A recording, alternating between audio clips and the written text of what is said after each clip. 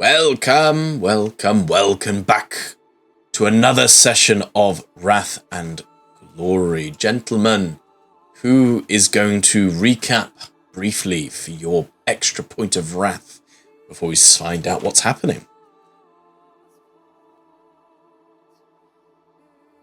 My notes are a little bit messy. I didn't know we'd be recapping, so I didn't clean them up. So anyone That's would right. like that wrath, I will bow out. Let's have a look. I think our psyker here probably should, bearing in mind. What's coming up? for 3 sessions in a row, yeah. Oh, Psycho the Scholar. Psycho the Scholar. All right. Let's have a look. I wrote a bunch of things down over a couple of different pages, and a couple of different orders. So let's see. We started last session by strategizing what, as a group, we would do. To which we decided to say hello to some of the gangs of the local area. We let Tango Mike know a little bit about what we found without giving too much away. We were there, after all, to try and be discreet. And so therefore kept a lot of cards close to our chest. But we do try and go requisition some things. So Argenta was able to expedite the process of getting another respirator. We also set off to a point of note. We learned about a place called the Church, or the Church of Dwindling Existence specifically, where we think the Fulgurite cult is based. Yep. A common person suggested we hitch a ride with a cargo run to get us over there, which we do. We get ferried away, while the civvies are largely ignoring us while we do so. We arrive at the church just under an hour later. We enter the space, find that it is totally dark, but overwhelmingly hot and sweltering and difficult to exist within, to the point where it was beginning to actually start to affect Gerhardt. So it must have been pretty bad. But they, because Paul decided to stay outside and conjure his magic light from the outside, began to interrogate some of the people who were in prayer. They didn't necessarily seem happy with the source of light that Paul was conjuring, but it wasn't connected to the grid, so they had nothing to complain about, really.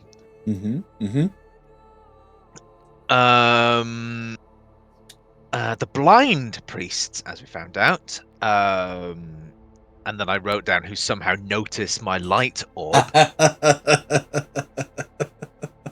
Yes, thank you. Points us to their high priest, who confessed immediately. That made that easy. About being involved in the raid the few days prior to us getting down here. Apparently, the Stasis Coffin was using all the energy of the facility, which they traced down to the Stasis Coffin, used up way too much energy, enough to power 10 cities. And it seems like this cult really just wanted to turn it off, save the energy for what it's supposed to be for, in their opinions. They referred to it as the Abomination, which they, as we learned, left in the hands of the Hardwares, one of the gangers, who could be relatively easily identified by having a blood red cybernetic arm or sleeve.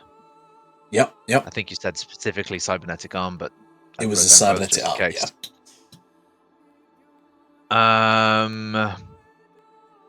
And then I also wrote down that who were hired alongside this cult by the Secutori, a rival forge who hired the gangers, a rival forge of the Archdomina.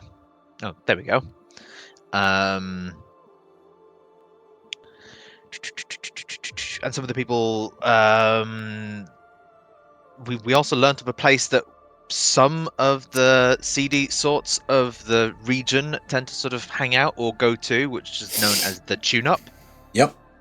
Which we managed to hitch a ride to. Apparently, owned or a person of note there by the name of Screener. Yep. It's called Screener's Place. Sort of gives people a bunch of, shall we say, second-hand augmentation modifications to people's bodies. The person who picked us up and gave us a hitchhike over there seemed to be the picture of health as he was coughing out his mechanical lungs.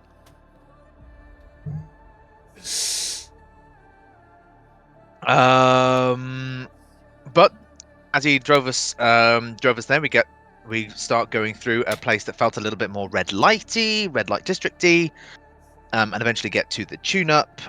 We see a bunch of different gangers present as we sort of enter the space. And it seems like all of the people here are, in one way or another, augmented. Gerhardt, as we go through the area, gleans a map which appears to show gang conflicts in the area. Overhears a conversation about the hardwares, who say they've all disappeared after fucking with Volus, specifically. Connection with the Stronus space elevator again, we also learn. And we eventually find Screener, who, businessman first, of course, seemed all too happy at the prospect of maybe making more wealth, more credits, more money. Suddenly very tight-lipped when we just wanted information for free, so we kind of traded information with paying for Paul to get a electu to loosen the guy's lips. Yep. You also got a respirator. Also got a respirator in the deal, so could be worse. So we've got so Paul's got a primary respirator and a kind of filthy looking one, but apparently still works. One that looks like it works, but it's got a few dark crimson spots on it from maybe its last owner. A little bit grim. But we do learn that the coffin is going to be auctioned off to the highest bidder, amongst other things, including that there is a chance that the person inside the Stasis coffin could be none other than the Absolver's chapter master,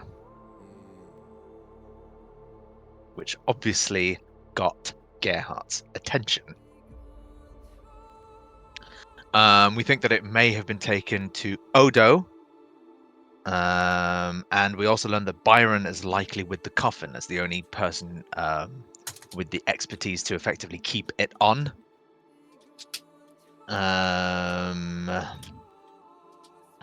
I think this is where some of my notes are a little bit out of order, but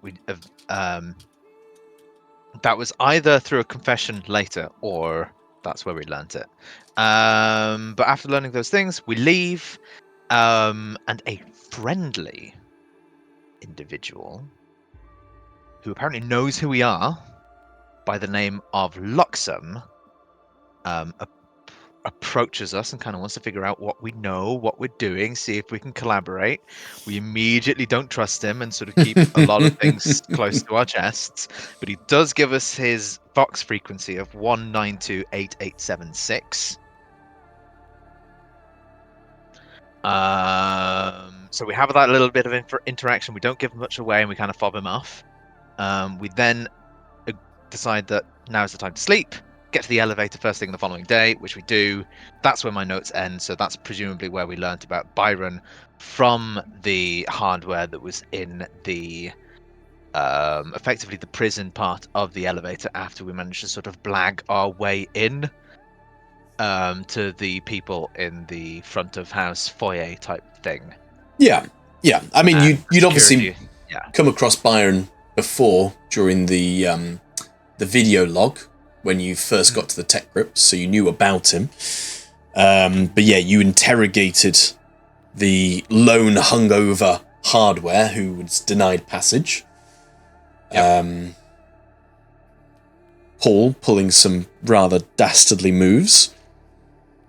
Bit mean, really, but it's fine. I mean, he wasn't permanently injured. Yeah. Down the Inquisition-y route.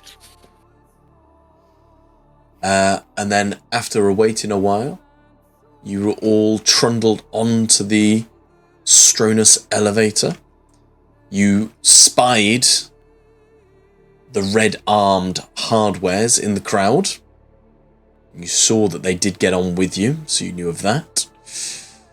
And we ended on a insight test to see You could see did, beads of sweat building on their brow. Now, I'll admit, I didn't like specifically how the story in the book has done it, so I've created something for us.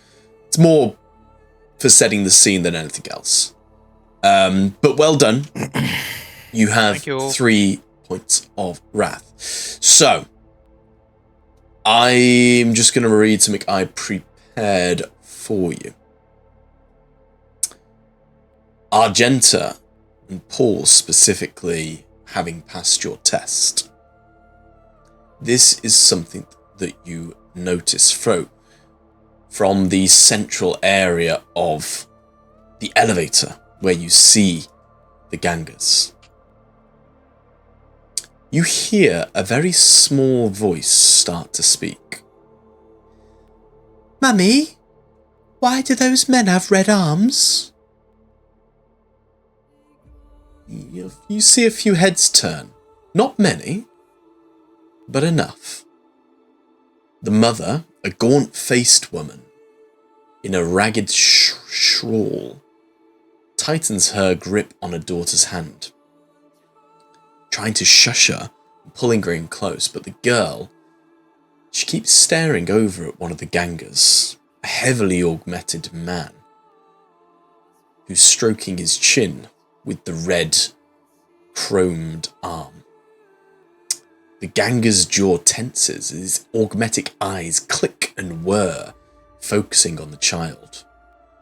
He flexes his fingers, the chrome plating painted a deep crimson. The mother whispers down to the child, trying to defuse the moment. They're just gang signs, dear. Don't stare now. Come, just leave them alone. A voice cuts through, sharp, mocking, laughing. Oh, this is rich. A taller man pushes himself out of the crowd, sneering as he looks the gangers over. Clearly a ganger too, tech ganger too, but no red arm to speak of. Instead, flashes of blue electus crisscross his face like lightning bolts. The gathered passengers instinctively shift back, giving him space, knowing the smell of blood when they sense it.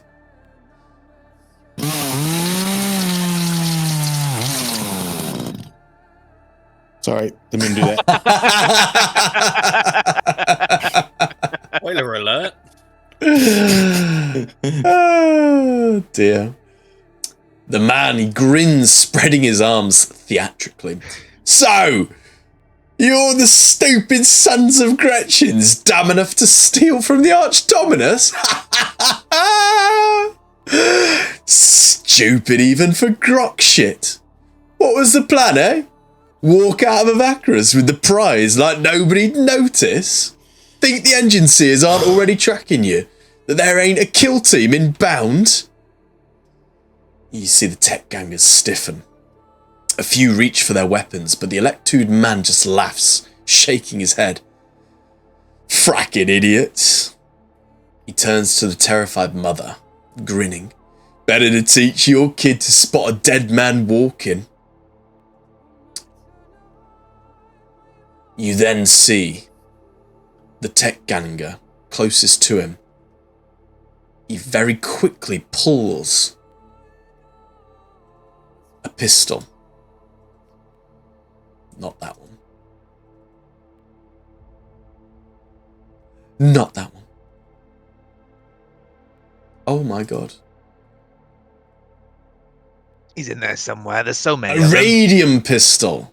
Apologies. He pulls a radium pistol from his hip and raises it at the man.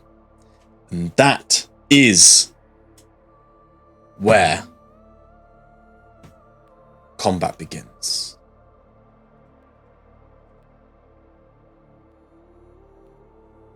Nice setting of the scene. I immediately want to know who this person that's decided to confront the gangers is. Find out if you have a chance to talk to him. if we're all alive and not spaced by then. So, I'm bringing us into bullet time. Okay.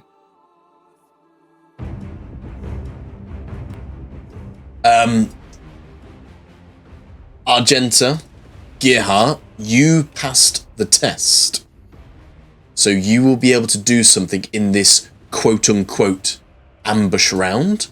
And as with all combat, you get to go first. So, to be absolutely clear, you see the tech gangers.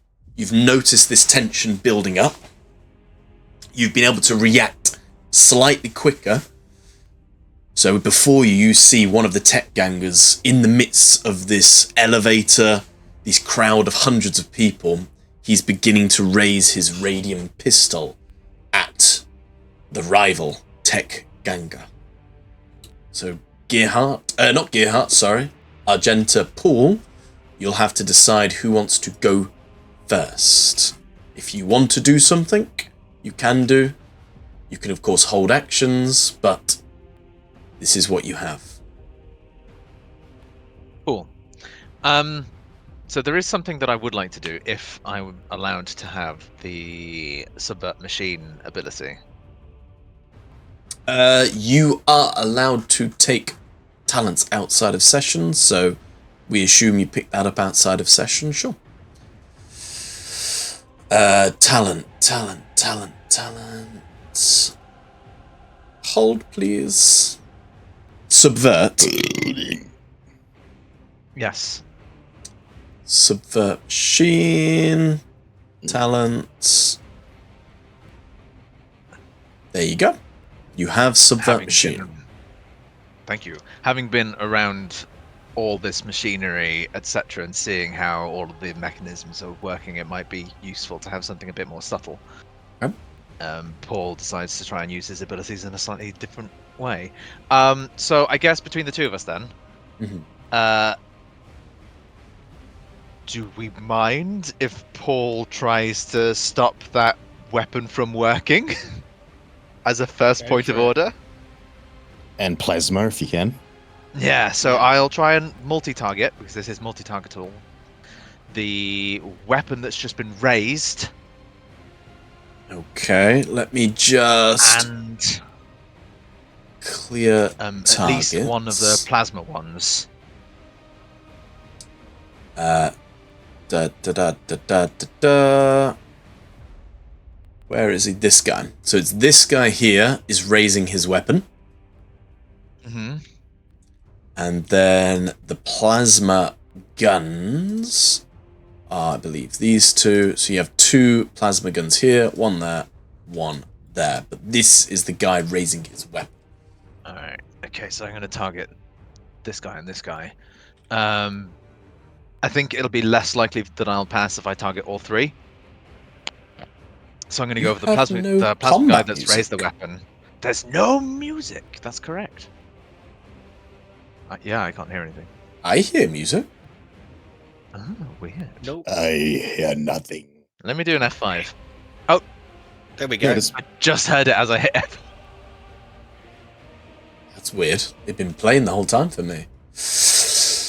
There are no technical issues. Don't listen to them. I swear I didn't subvert machine until now. And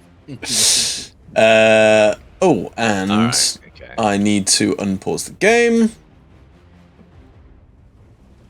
Unpause. Right, so Paul sees this happening, sees the space that we're in, knows that bloodshed right now is not going to be great, and reaches into his mind, opens it a fraction to allow energies of the warp to come in, and he focuses it around the trigger mechanisms themselves on the plasma pistol and one of the and the raised and the radium one, yes. Cool. To at least stop them from working until they notice that they don't work. Mechanism jammed with this power remains inoperable for 1 minute. Mechanism can be cleared out during this time with a successful DN3 test. Is that, I'm assuming, is that, It's not sustained. It's not sustained. Ooh, that is powerful. Nice. Okay, do your roll. Talents, no, combat, subvert machine. I'm targeting 2, so that's a DN6. The man knows how Alright. to psycho. Ooh, Oh, look, yes. Nice. What a good fucking start, my boy. Nice. good start. All right, what are the shifts? Increased range. I'm going to go increased tech DN on one of those Nice. shifts. So, a shift for glory.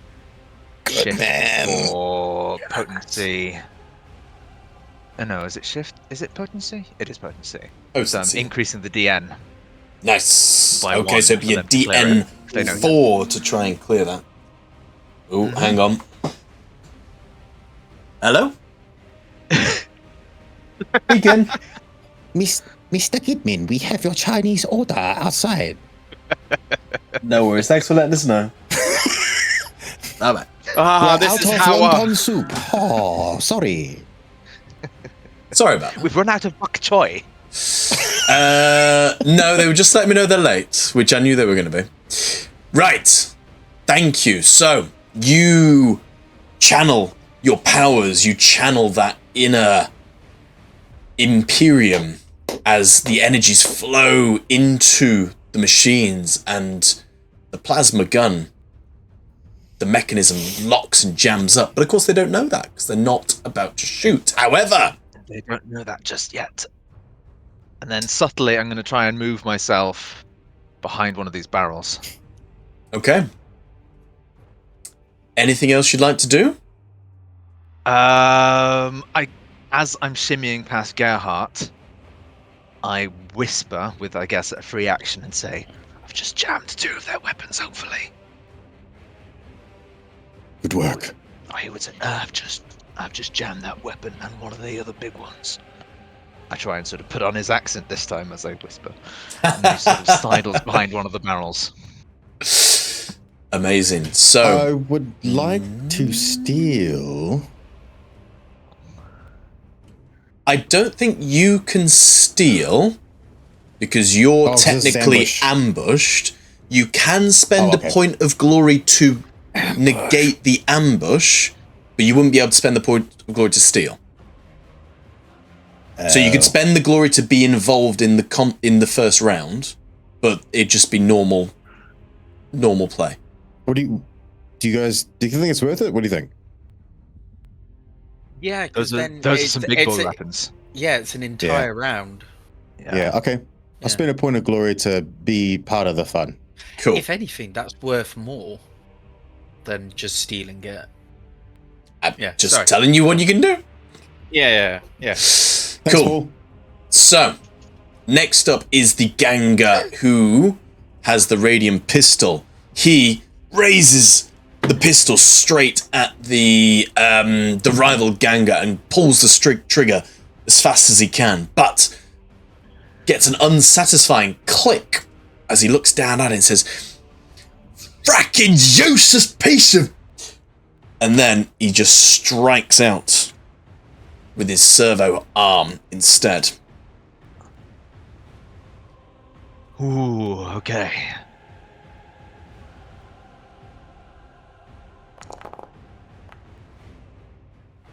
Oh, completely whiffing it as the dark light all around. He's completely thrown off. His pistol not working. His old reliable bang not going. Stomp, stomp, and just goes to try and hit him with the servo arm as well. The guy dodges nimbly. "You try to fucking kill me!" I think he Next is. up. I think the answer to that is yes. Ed Gerhardt. Ooh, I can go in with sword, no shots fired. Yep. Okay. So, as I'm surveying the area, I'm looking out in because I already know 2 of them have plas. I'm looking for those in the group. These two. So this one here is the one that Gerhardt has tricked the weapon. So this one still has an... Sorry, Paul has tricked the weapon. This one has the active weapon still. Gotcha. Okay. I'm going to use a... I'm going to run, so I can't use a simple action. Okay. As I run... I haven't even drawn my weapon yet, and as I get closer, I unclip the eviscerator, and I'm going to use a multi-attack, and I'm going to try sever the, not a cold shot, but I'm aiming to sever the arms of these two using my eviscerator.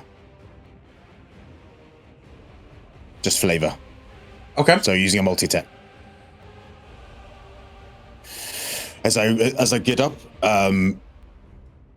actually, he's not going to say anything. He's too much in action. You see him go, and he's going to attack. You do that. Okay. Here we go. Enemy who has not taken a turn yet. Definitely an enemy who's not taken a turn yet. Okay. Go! It doesn't look like I'm being affected by the light. So I guess my Starties thing is working. Mm-hmm. One. And this one hasn't taken one either. Go.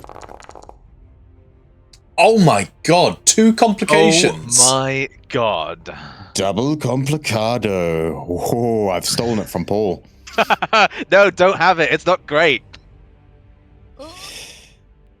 Okay. I'm going to roll the complications, and then I'll do my Savage Echoes and all that jazz. Yeah? Cool, go for it. Oh, Weapon stuck. And then blind. Oh no. Oh, So so attack punches, steam pipe, yeah. as your eviscerator bites into one of the plasmas, sparks of plasmic radiation start to fry off and they hit you in your eyes, temporarily blinding you. Oh, ouch. All right. That's a new one. We've not had that one before, have we? Yeah, we haven't had that one. No. All right. So Savage Echoes, and then 1, 2, 3, 4, 5, 6. Savage Echoes. Okay. Can't shift, so it'll just be roll a damage. Yes, roll your damage. Oh, disgusting. Ooh. Ooh. Oh. There Wait. we go. Is it working? Did you do that, James? No, I didn't do that. Oh, it's working again. Amazing. Hooray! Right, so talk to me. What do you do to these 2 poor men who were doing nothing to you? They're going to do something. I kind of go to the first one in front of me, and if you remember the Anakin and Dooku fight, the guy sees me coming, maybe raising his pistol. He locks up both of his arms and then turns on the eviscerator, severing both wrists, and spurts of blood splash against Gerhardt's ceramide armor. He then reaches over, tapping the eviscerator on the other guy's arm, severing them at the elbow, right across from this guy. He sees the eviscerator go down. It clips the plasma rifle, blinding him as you hear Gerhardt go, "Ugh!" as he's momentarily flashbanged. He's looking around, wiping his eyes. He can feel the blood dripping off his face, and he clips his eviscerator on his back and pulls out his chainsword, like kind of rubbing his eyes and pointing it around, trying to feel where people are. Nice. You put the eviscerator away. It's still got elements of this very precious plasma rifle just churned up in the teeth. It is jammed. It is stuck. And your eyes, they are not working yet. How long does that last for? The round until apparently. The end of the round. Okay, that's fine. Or a Medicare check. Amazing. You've used your simple action. You've used your combat action. Anything else you want to do? I'm going to sit tight. No worries. We'll go up the turn order then. So, Tech Ganger. Oh, this one. So, this Tech Ganger just hears this as two of his friends are just cut down. Stumps for arms now bleeding all over the floor. Notice the blood all over the floor. Notice the blood all over the floor that's been automated. Oh, yeah. Oh, yeah. What the fuck? Why is so much stuff working? What the fuck? I did that. I didn't know automations was working again, but I'd spent a lot of time trying to figure out the blood. Anyway. Wow. He is going to... He kind of... and draws out his radium pistol, raising it at the threat closest to him, which is Gearhart. He's going to take a shooty bang bang. Can he do anything, though? Oh, just misses. So he raises the pistol, goes to shoot, but you're just so close and up with him. He fires wide, going straight over your shoulder. Uh-oh, that's not good. He's gonna use his simple free action to turn around and say, "We got some of those stupid Imperium agents coming!" Magenta. Stupid, are we? You're up now. Okie doke. So the two plasma guys are dead, correct? Two plasma guys are dead on the ground. Blood just pumping out of their severed limbs. Good. Where are their plasma guns? One of them is heavily damaged. The other one is just... I mean, it's still on his back. He didn't have a chance to raise it. Sweet. Noted. First thing she does is she just... That's Ed, the player. What Argenta does, though, is... She just lies in there rubbing her hands like a fly on the wall. She notices that, but then just gets back to the situation at hand and just screams at the people. Everyone, run into cover now! Oh, hells, I'm in cover. Give me a leadership test, please. Hang on. Let me check the DN. It is a DN5 leadership test, please. Argenta. Oh. I don't know how I'd help with that. No, I'm just trying to check my... I have a leadership of 8. I've yet to find a situation where I can make the most of that. Right. I get a +1 with my symbol of authority. One bonus die to leadership in it versus targets who would respect your position. Yeah. Yeah, you can use that. Respect my position. Are you showing your... You haven't said you're showing it, but are you showing it? Yes. She whips out. Everybody, get into cover! Amazing. Give me your DN5 leadership test then, please. Okay, DN5. Oh, look at that dice! Look at that dice! Ooh. Okay, so Glory as... or effect.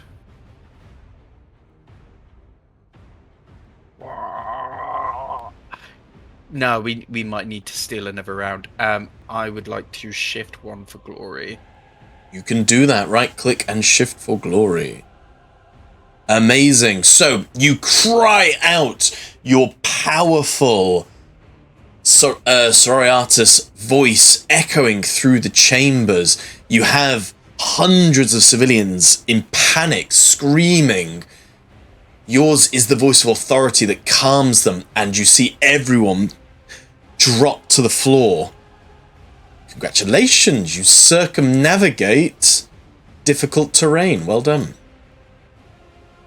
Ooh, and then I would like to do a cooled shot on the guy in front of Gerhardt. And I'd like to just fire off a single bullet, utilizing my scope to remove that +2 to the DN for doing a cooled shot. A cooled are you trying to aim? Are you trying to do a cooled shot? What are you trying to do? I'm doing a cooled shot to the face. So you're trying to aim at his face, yeah? So that will increase the DN. Yep. And I believe face is 2. 1 for limbs, 2 for face, 3 for eyes. I think is the way that they put it in the table. Oh. So just keep it flat because I think you got a +2 TDN anyway. Yep. Well, he gets his food. So 2 DN.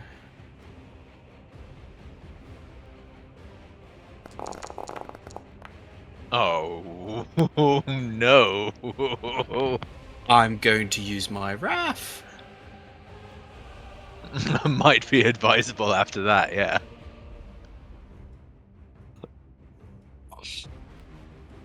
Oh, Let's roll the complication. oh no! Oh my god! And this is why Argenta This needs is ammo. exactly why I am so concerned about ammo.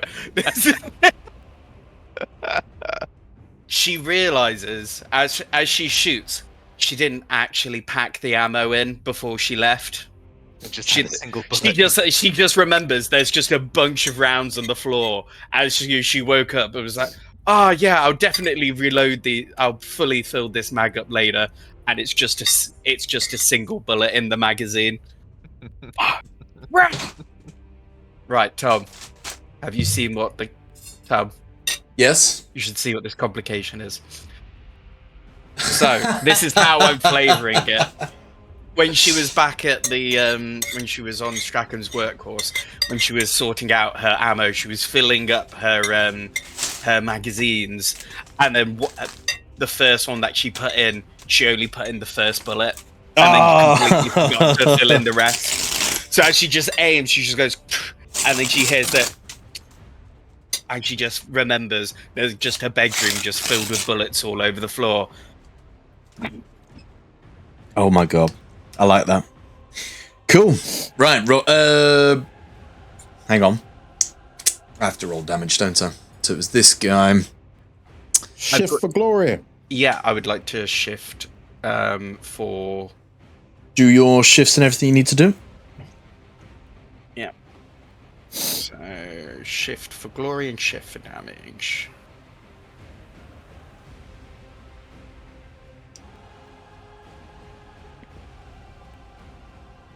Okay. And then Roll him. Damage. Ooh. Ooh. Oh, no. You can roll damage. I apply damage. Apologies. But either way, tell me what you do That to was this a good fucking roll. this poor person who's taken a bolter to the face. Yes, she just lifts the bolter up, gets down on her knees as she said that, so she can hold this ginormous heavy bolter looking down the sight, and then just focuses solely on his face, unloads that bullet, hears the click of the empty magazine, and just goes, "Stay!" And the guy's head just explodes everywhere. Nice. Okay.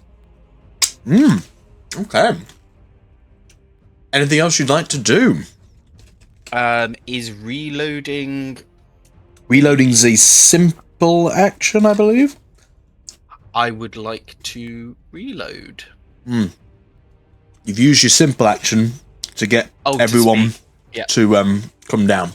No, that's it. Yeah, and then she's just gonna stay put there. I don't want to Okay. Right. We move up the turn order. So, we have this tech ganger. He's just seen, within the blink of an eye, 3 of his loyal gang friends have just died right in front of him. They're in a panic. The room is dark. There's lots of noises going on. They're going to pick the first thing near to them as they raise their stub carbine and aim it at Gerhardt.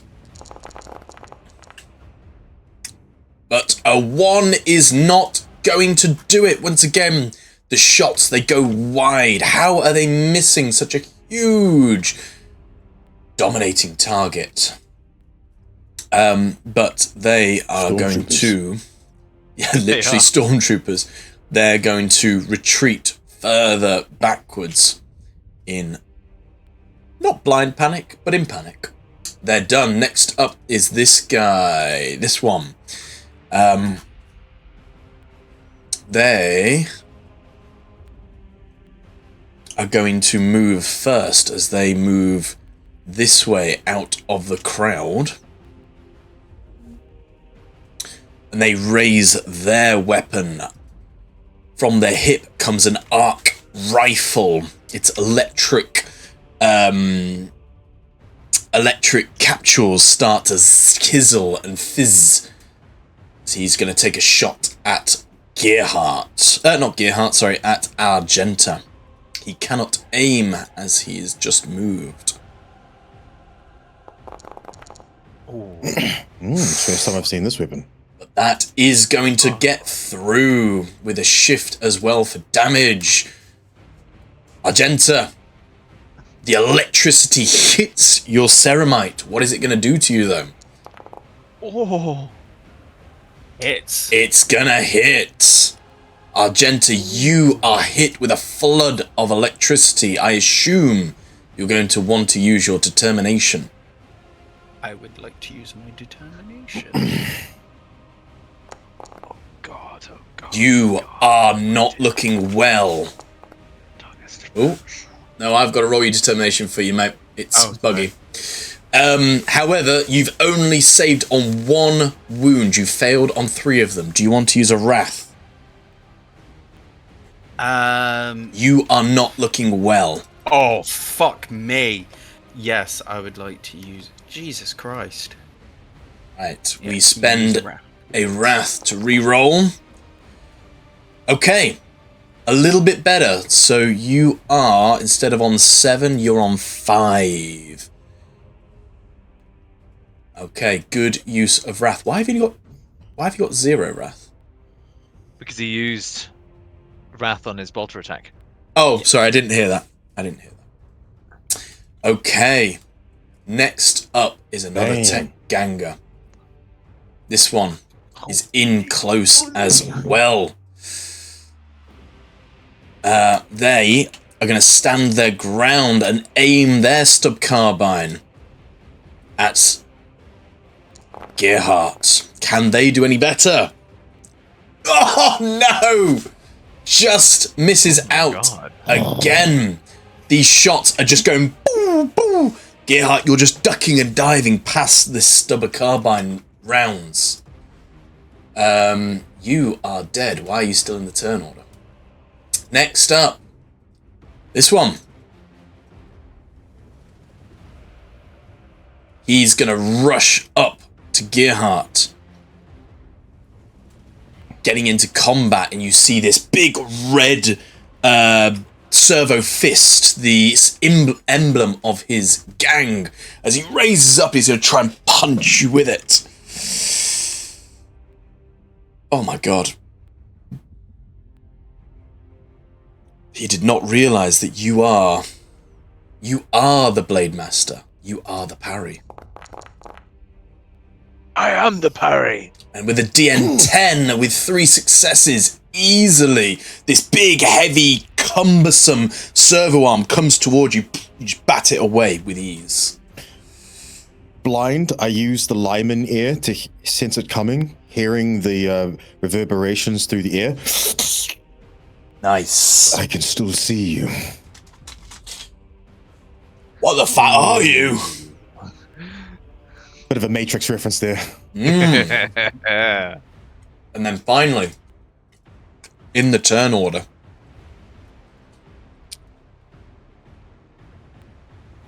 this tech ganger, he's also going to raise his arc rifle.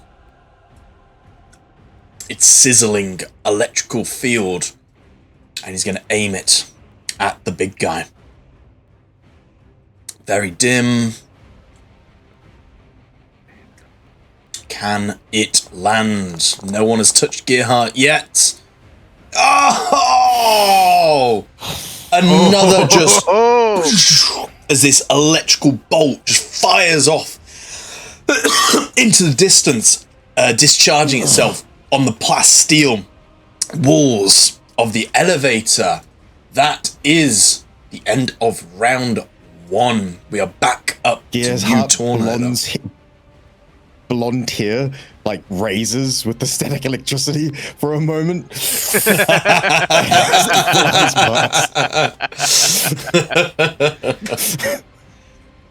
Cool.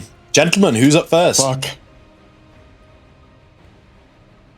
Should I try and crush and or do something to the people that managed to get a little bit further away? I would do the arc rifle dudes if you can. Sure. Okay, I know this one over here is an arc rifle dude. Well, where was the other one? So you got one arc rifle here. And then I think it was this one. Yeah, this one here. All right. Okay, so I'm going to try and crush the 2 of them now. Okay. From where I am. Just make sure I'm in range. 1 second. 14, yeah. So much range. Right. I see the source of the arcing coming out of the dim light in front of me. I say, all right, I got you too. And they start to begin to sort of crush the space around them, or at least attempt to anyway. Crush. Plus 2, so that's DN4. For multi-target. Roll. Nice. Alright, cool. I'm going to shift for glory. You do it. And then roll. Well done, Paul. Damage. Ooh. It worked. Everything's working. Oh my god. working. I have an automation. You do. You have lots of automations. I set them up ages ago. They just stopped working on cool. them. Right, so Okay. I see the 2 arcing sources and I say, right, you 2 then.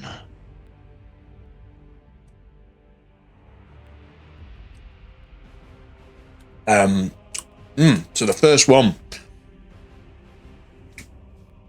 he takes his damage. He's gonna have to do a is it strength or willpower, isn't it?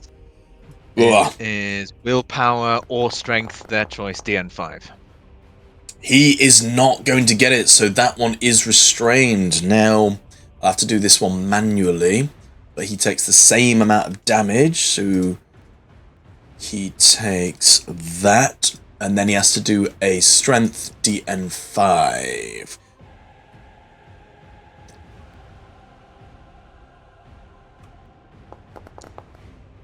Oh, he's also restrained. Tell me what your crush looks like. What are you doing to these people? What are they wearing? They're just wearing cyberpunk sort of rough leathers, rough cloth. Obviously the heavy metallics, the augmetics, that kind of thing. Right, okay. So it sounds like their leathers and their soft clothing then, for the most part. For anyone who notices, at first it looks like their clothes are pressed so tightly into them, it's as if they've been like vacuum packed. As they start to find difficulty breathing, as it's like completely restricting their motion. You can see veins beginning to pop as the surface of any exposed skin is beginning to sort of flatten around their structure. in places. Maybe eyes are becoming a bit more bloodshot as they begin to feel just everything forcing themselves inward around them. Nice. Okay, that was Paul. Anything else? Simple actions, free actions, anything else you want to do? He's gonna capitalize on what Argentina says and kind of like calls out to those immediately surrounding them, and he says, "Do as the sister says and get behind cover." As he's concentrating on sustaining now his psychic abilities. Give me an awareness test. Heat of battle. DN3. Sure. DN3. Oh, hang on.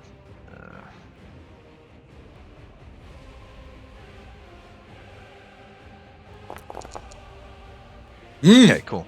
Nice. So, from some of the people nearer to you, you can just see a family huddled on the deck.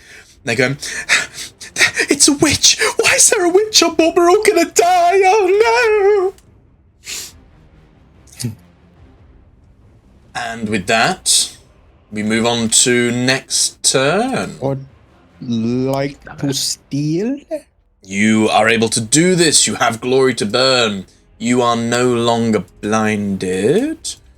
So remove that. Blind. As the sparks, the explosions that had caused that kind of sun blindness within you, your vision begins to return. And you see before you death and carnage, and one tech ganger who has tried to punch you. My complication, I scrolled up to try to find it, but could not find it. It's a strength test to try get the DN3 to get the eviscerator going, right? I believe it's DN3 strength test. It says weapons start. DN3 use a simple action to use DN3 strength test. Yeah. Okay, so going to pull out the eviscerator as a free action because I got fast draw. Mm-hmm. And going to, as a simple action, try get the eviscerator back online. Mm-hmm. Give me that strength test, DN3. Here we go. Nice. On the money. You're able to remove all the detritus from the jaws, and you hear that beautiful sound of the engine whirring up again. Beautiful. Okay. So looking at my surroundings. Okay, I'm going to pop the chainsword at my left hip and grab the eviscerator with two hands, and I'm gonna attack the guy in front of me using a multi-attack, and then stretch out around me to try and get this guy in a arcing melee attack. Go for it. Here we go.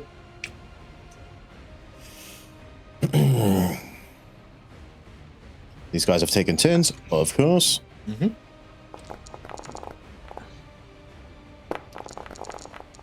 Oh no, not again.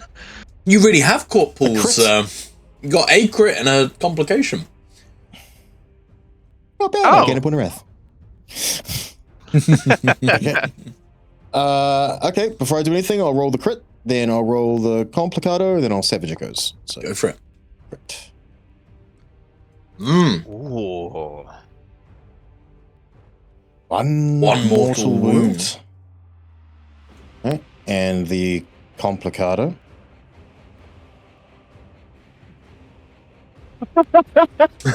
Oh no. At least it's not jammed. Yeah. Okay, so roll your damage then, and then at the end of that, well, I'm just going to savage echoes just in case for the last one. Go for it. Man, if it turns into a crit, that'd be hilarious. It didn't. Okay. Roll damage. 1, 2, 3. Reroll. Brings up to 17. Nice. So describe what you do to these two tech gangers, bearing in mind at the end of it, your eviscerator falls from your hands. So I quickly slice the head off the guy with the arm. I reach over, changing hands, and lance the other guy with the eviscerator, spilling guts everywhere. And as I come back into position, with his death knell as he's dying, his metal red arm smacks the bottom of my grip and hits the bottom of the eviscerator, making it going, whoop, dropping behind me. Nice. Let me just...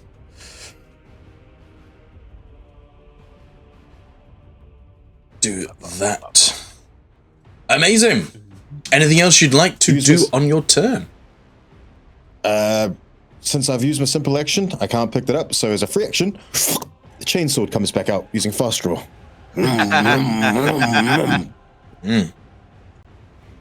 Nice.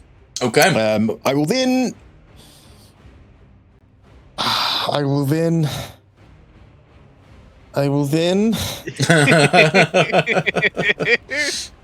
You will then. Actually, I know what I need to do, but I don't know if I have the strength to do it.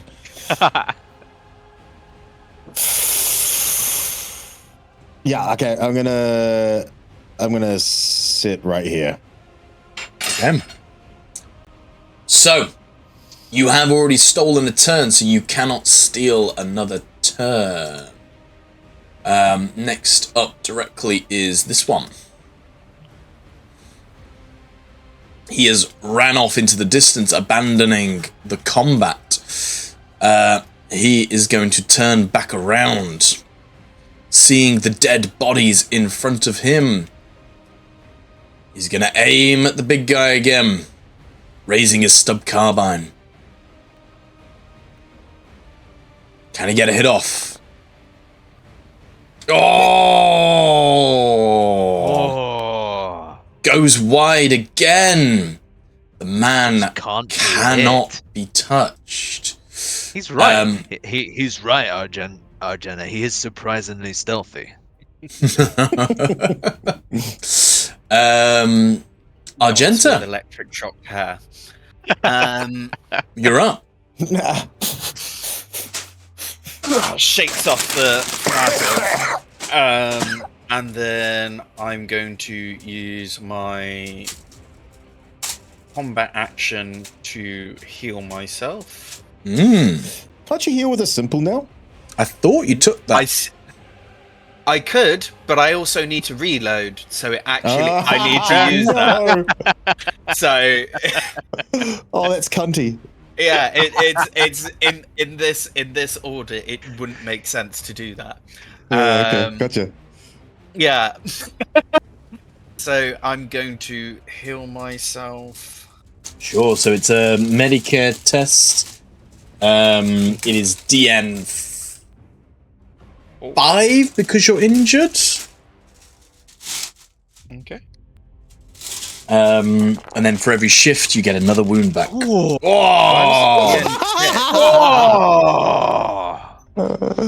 what a sick bitch! It's probably automated because you put in 5 and you're wounded, so it's automated it up to 6. But you passed either way. But you've got 2 shifts possible. So you regain DN 5. It was 3 shifts, wasn't it? Be 3 shifts. 5? 1, 2, 3, 2, 4, 6, 4, 5. Oh yeah, you're right. So yes, you regain 4 wounds. Sick. My God. Nice. And then you use your simple action to reload. Yes. I already minused 1 bolter off. I noticed. Thank you very much. Anything else you want to do? You have movement. Ooh, could I fit between these 2 barrels here? I don't know where here is because I see your mouse is all over the place. Assuming here. Yeah. You can squeeze in there. Cool. Argenta would like to squeeze between the 2 barrels. Yeah. and kneels down.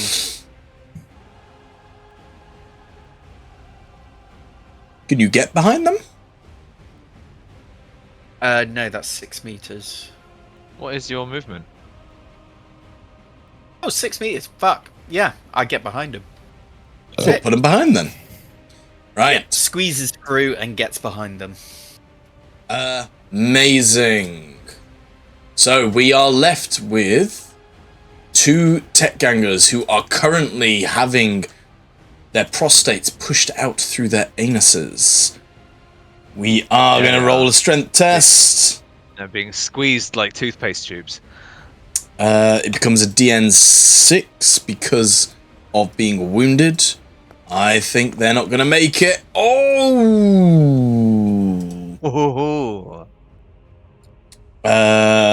And they are elite, so they can roll complications. Okay. But they take the damage again, don't they? While restrained, target can do nothing on their turn except try to break free by making another check. If the victim does not escape, they take an additional 10 plus 1 ED damage at the beginning of each of my turns for as long as they sustain. So they won't take the damage until it's my turn. Okay. You see this tech gang get in his face. He's desperate to try and get out and unrestrained, but he cannot do it. Next one's going to try and do the same.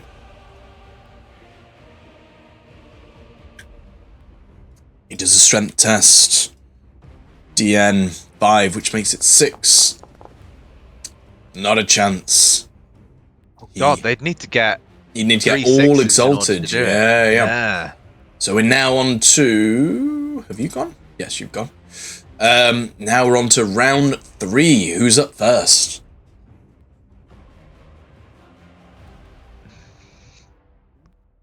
I'm happy for it to be Gerhardt, because I'm currently sustaining on these 2. But don't they automatically get damaged? They do automatically get damaged on my turn, but I guess it doesn't really matter depending on what Gerhardt does. Fair. Yep. Because he can see they're restrained. He's probably gotten used to what it looks like for a person to be crushed. Fair. Yeah. Gerhardt is with a simple action is going to pick up his eviscerator. Good idea. And clips it onto his back. And then is going to run. Oh. How do I hit someone without killing him?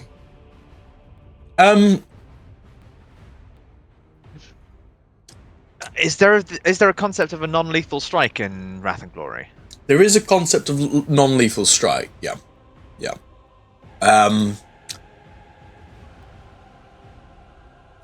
Just attack him for now. I'm happy for you to just say this is non-lethal, but I'll look into the exact mechanic of non-lethal. Okay. Chainsword's gonna go onto hip, and eviscerator's going to come back out. And I'm gonna run past this guy going straining against invisible fuckery. And I am going to take my eviscerator out, and I'm going to try non-lethally hamstring this guy with my eviscerator. I also need to equip my eviscerator. There we go. What we'll say is this might not be the case further down the line, but we'll say it's a called shot because you're specifically trying to get the legs to take it out from under him. So just be with a +1. Okay, you want me to add the +1? Yeah, so just do it as a called shot, so it'd be +1. Okay. Shot applies. Okay, so I'm like, dum, dum, dum, dum, like, where do you think you're going? And I'm gonna try hamstring with the +1. So that's a 5. Automatically going up to a 7 for some reason. That's super weird. There we go, 5. So it was 4. It's now 5. Nice. Okay. There we go. 1, 2, 3, 4, 5. Lovely. And we'll go 6 just in case. All right. Fucking A. One to Glary. One to make him bleed. Because I'm hamstringing him, I suppose. And the other one I'm not going to do to damage because I'm not really trying to fuck him up all that much. And I won't I won't re-roll damage. And I gain a point of wrath from the bleed. So yeah, I kind of run in and just turn on the eviscerator, and I nip his hamstring with the eviscerator, the tip of the sword, kind of making him bleed profusely from the thigh, making him stumble and fall and roll. As the blood just squirts out of this tech ganger's leg, Gearhart, please go into your talents and click roll corruption for me. Will do. Whoa, what? I believe I'm out of range. Oh no! What's this for?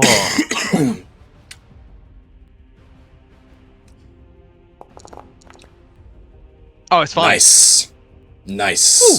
So, you bring down the tech ganger, legs cut out from underneath him, bleeding profusely on the floor. Anything else you'd like to do? Got no more movement, can't use a simple action to get any closer, but I point my sword at him and go, "Stay down, or I'll put you down forever." Okay. And I'm at it. I would like to steal with a point of glory. Sister Argenta, you're up. Ooh, so now I get to use my thing. Simple action, heal. And then I'm gonna do a cool shot with someone. But yeah, first of all, can I do the Medicaid for shock? Oh no, I'll do it for wounds actually, because I've still got one. Mm-hmm. Cool. Oh yeah, get rid of your wounds so you get your DM penalty reduced. Yeah, that's what I was thinking. Oh, look at that! Wow. Wow. Wow. Beautiful. We're all so original, you guys. Yeah, I can't. If it works, it works. Yeah. I can't shift for any more wounds because I've got no wounds. So I'm gonna use that shift for glory. You do that. Sick. Oh my god, Holy we've got shit. so many gold. Suddenly, so much glory. Sick. Okay. And then this is going to be very helpful for later for a certain somebody and their checks. I'm going to use a cool shot on which guys are left on. So there's the arc guy that's being crushed. There's this guy, and there's this guy. What about this guy here? Oh, okay. Oh, there is that guy there. Yeah. Yeah, I've got. Hearts just ran straight past him. Yeah, I didn't even see them. Well, yes. She notices Gerhardt and his bloodthirsty rage dash past to cut this man down, shouts at him, quickly does some medical action on herself, gets a stim pack and just jabs it in her arm, takes in a deep breath, and then goes for a shot on the man that he just ran past, and hopefully doesn't fucking complicate. Fingers crossed. You said it was going to be a cold shot, right? Yeah. I'm aiming for the head once again, but that's just should be a plus. Oh yeah, because of the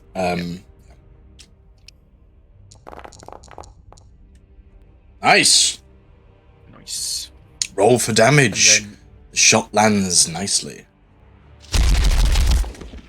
Oh. And does that give the extra ED for the cold shot? I mean, it does do. Should do.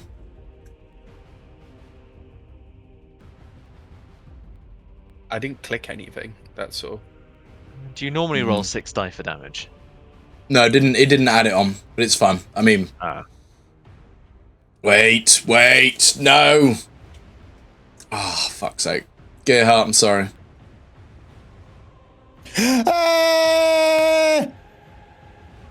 I didn't target him.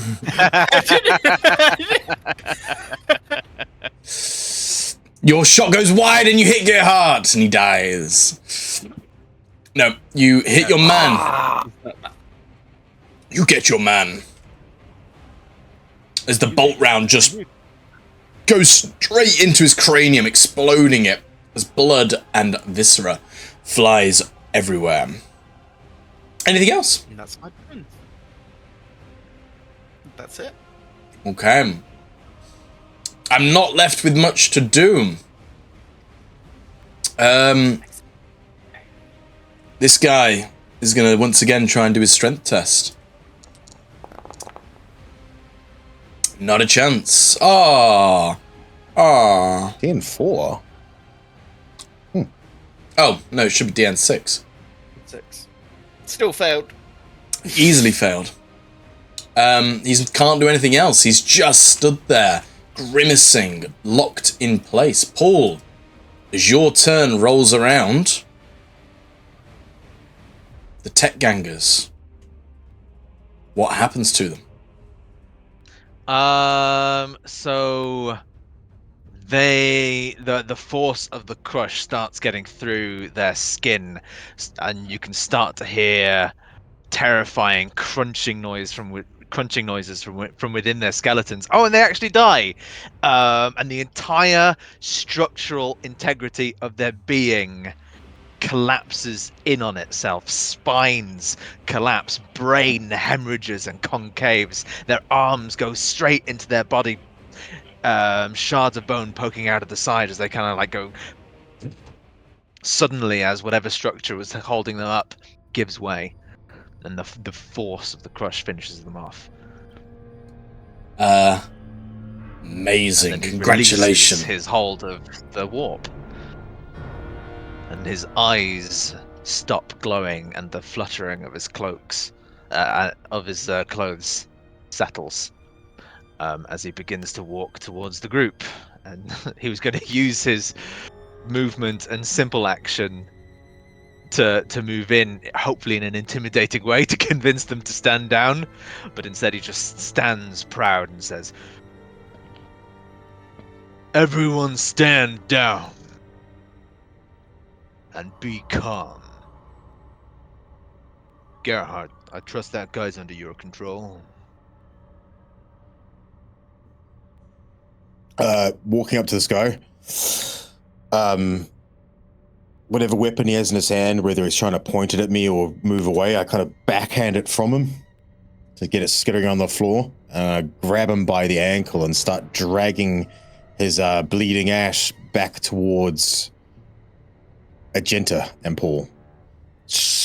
Behind me, just sliding on the ground.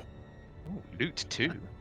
And with that, I'm just going to go quickly it to the looks loot. like he definitely can't stand. As I get to Agenta... Go on. I'm going to go to the loot, so you keep going. Okay. As I get to Agenta, I slide him forward and go, "Agenta, could you please see to his bleeding before he bleeds out, before we get to question him?" Okay, let me just looking through her medikit. Ooh, cauterizer. Perfect. Won't heal the wound, but it'll most certainly stop it from bleeding. And then pulls out like a extremely hot metal rod and just slams it on the back of cauterizers. His like, was it give me ankles? Hamstrings, wasn't it? Hamstrings, yeah. I'm Give pushing me his face down into the ground as well. DN4 Medica.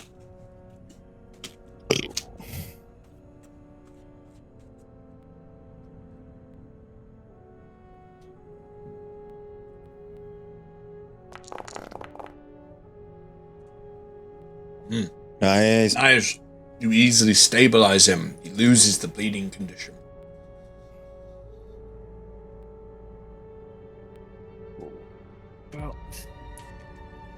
Fine work there, sister.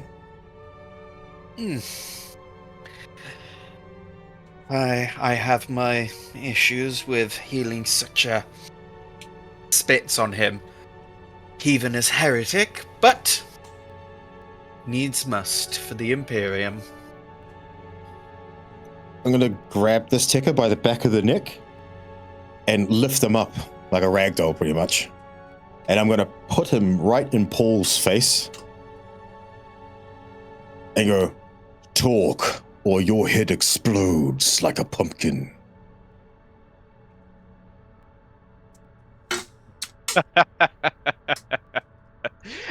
Paul would probably just kind of like raise his eyebrows slightly and sort of shrug his shoulders in a way to say, and then he would say, I dare you to resist. It would be so easy.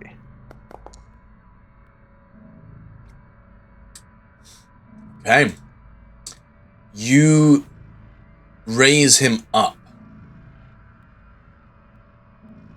If we take a step back in terms of what's just happened, he was on an elevator. Finally, potentially, away from the terrors of what might be chasing them. One of his fellow gangers has got into an argument with somebody, raised a weapon, and within the space of maybe 2 or 3 minutes, the entire scene is just blood. He has no movement of his legs. A huge angel of the Imperium is holding him against his will, crushing his head. And he's been pushed in front of a psyker with powers beyond mortal imagination. He is truly terrified. He is broken. PTSD wouldn't touch the surface.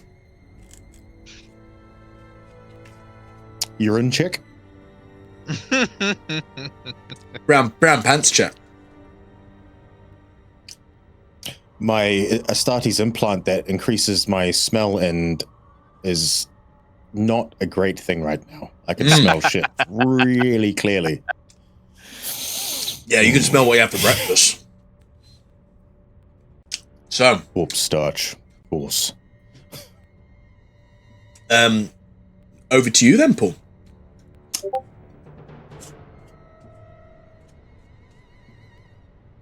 Where's the auction? What? Oh. Auction. Yes, we were going to, an auction. Odo.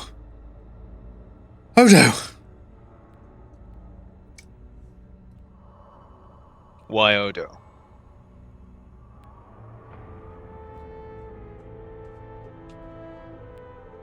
He just shakes his head. Abandoned. When is... Oh, okay. When is the auction?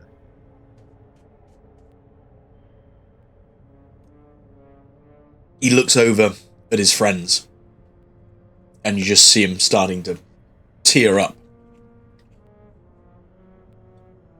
And we arrived.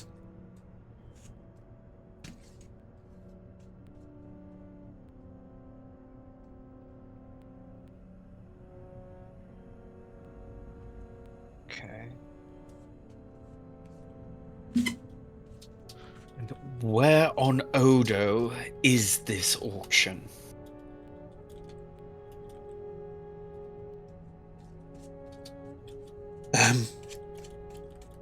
It's a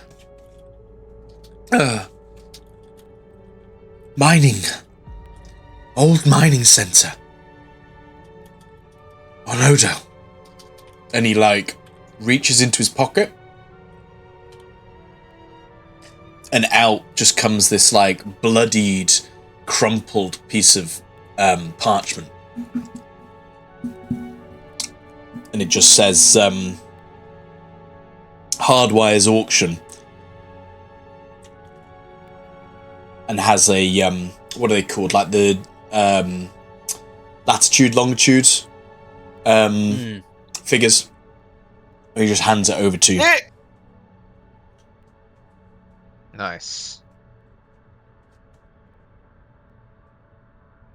Much obliged. I'll be taking that off your hands. How many of you will be there?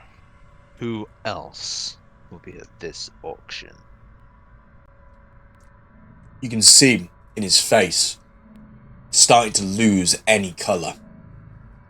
His eyes are going woozy. Paul snaps his fingers in front of him. He's like, "Hey, not yet."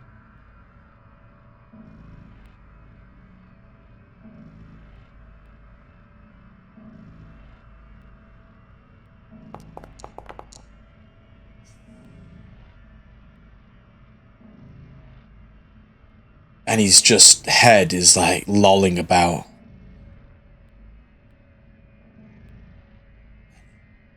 Lots of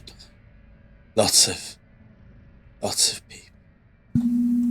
Gerhardt, you mind holding him upside down so the blood goes back to his head? Hold him with one hand. Hold him by the foot. By the stump. Hey. Wake up. We have more questions for you. Tap, tap, tap, tap on the face. The tappiness is not working on him. Oh, John, I loathe the miser ass, but have you got anything for him? I might see if I've got a... perhaps a shot of adrenaline might wake him up. But it may also kill him. That's... If he doesn't need it, you... Usually for those that are in dire distress, it is to restart one's heart. So he's so we've got a location. It was going to start when we got there. We've and we know there's just going to be lots of people there. So far, I'm picking up the plasma gun. Just.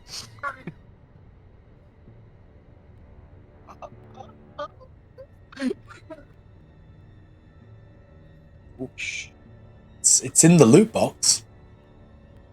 Loot 2 looks empty to me. Oh. I don't see any loot box. I don't see any loot box. I got a little pop-up window that says loot 2. Yeah, there's nothing in it. Yeah, empty. It is not empty on my screen. Oh, well. Right.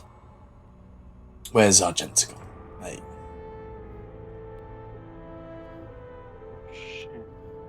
So Argenta sees this man on his last wits and walks straight over to the dead corpses and picks up a plasma gun. Yeah. So we don't try and give him a shot of adrenaline then? Okay, fine. No, she just picks up the... Oh, wait, hang on. Ed. Right, I need to raise something with you now. I've let it slide so far, but Sister Argenta, the beautiful, slight, frail person that you are, is currently carrying a hand flamer, a heavy bolter, and a bolter. Yeah, I want to sell the bolter. cannot handle you having all of that. So, if you want this plasma gun, what are you doing? You can't put it in your back pocket. She gives her bolter to Lord Gerhardt. Lord Gerhardt cannot carry any more weaponry. Lord Gerhardt has a huge sword, a chainsword, a combat knife, and a bolt pistol.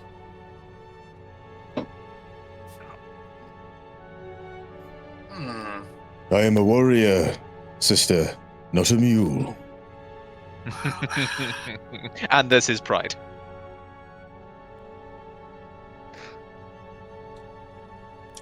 Well, I'll have to puts down the bolter, picks up the plasma gun. Okay. Oh. You give away your god-given holy bolter from It's the not my heavy bolter. sororitas sisters themselves in Always lieu making them feel bad. of a scummy, disgusting tech ganger plasma gun. Ah, look at that face. Yes, at this moment, he knew. He fucked up. Wow, I wanted to sell it before. I don't know why I couldn't sell it in the last place. You've got D&D mindset. Yeah, you can't sell stuff, I know. You can sell stuff, like you could have sold it to Screever. That'd have been a great place to sell a load of stuff that you didn't want anymore. You can, like, imagine you're an army marine. You wouldn't, like, take your M16 back to America with you and be like, yo, Quartermaster, I'm going to sell this to you. True. Yeah, D&D mindset. But yes, I've said it, so it has to happen now. Cool. You have your plasma gun in pocket. You have your hand flavor. You have your heavy bolter. You are laden up like a mule. Is there a reason why I cannot hold on to it for you? Oh. I'm also asking both in character and out. And he carry a plasma gun? Not to wield necessarily. I mean, you could strap a bolter to your back if you wanted, sure.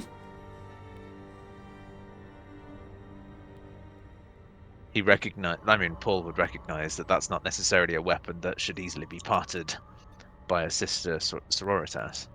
I'm glad you'd recognize that. Paul is reasonably aware of things. Just thought Argenta might have been aware of that.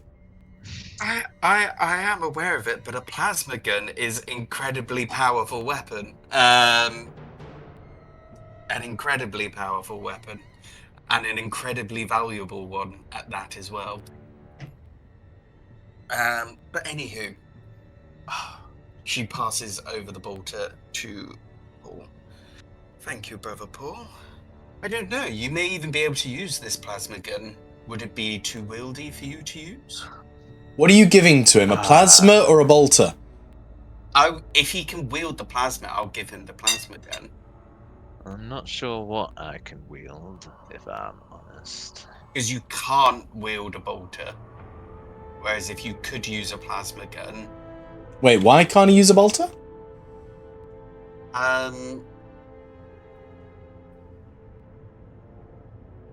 Isn't it count as... Like, can Marines use bolters? Like normal humans? It's because I've got... Yeah, I mean a cannon in the lore scenario, yeah, human carrying a bolt gun, but Inquisitors carry bolt guns, don't they? Iron in the 3 months on the 3 months here. Inquisitors carry bolt guns. Passes over her bolter to... Oh, there you go. I will hold on to it for you for now, sister, but this is by rights yours. Thank you. And hopefully it will prove useful to you in case your mental faculty is weakened for some reason.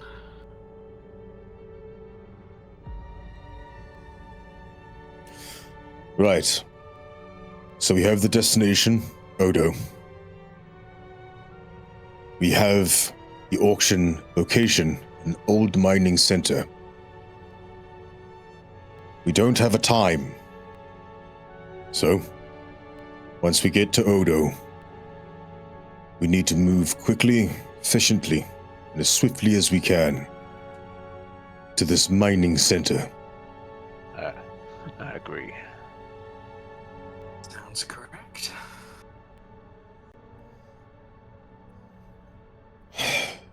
It may be hot with activity.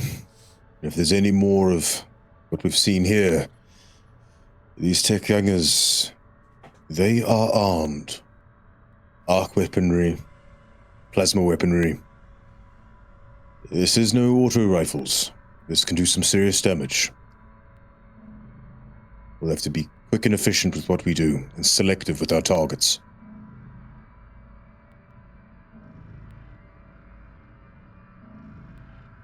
Indeed. Okay. Paul does, at this point, look around the crowd a little bit to see everyone's faces, everyone's reactions, but he's specifically looking for the first person that decided to antagonize the hardwares. Sure. It's going to be an awareness 7.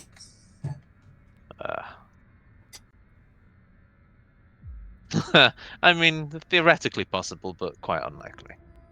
There you go.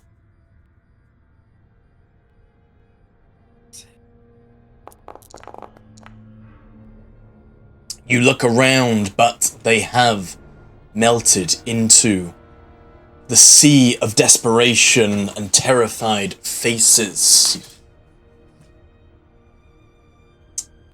But with that, the Stronus elevator hums with dying energy. The last echoes of battle fade into eerie silence as the acrid scent of burnt flesh lingers stagnant in the air. Bodies of 9 tech gangers lie sprawled across the deck.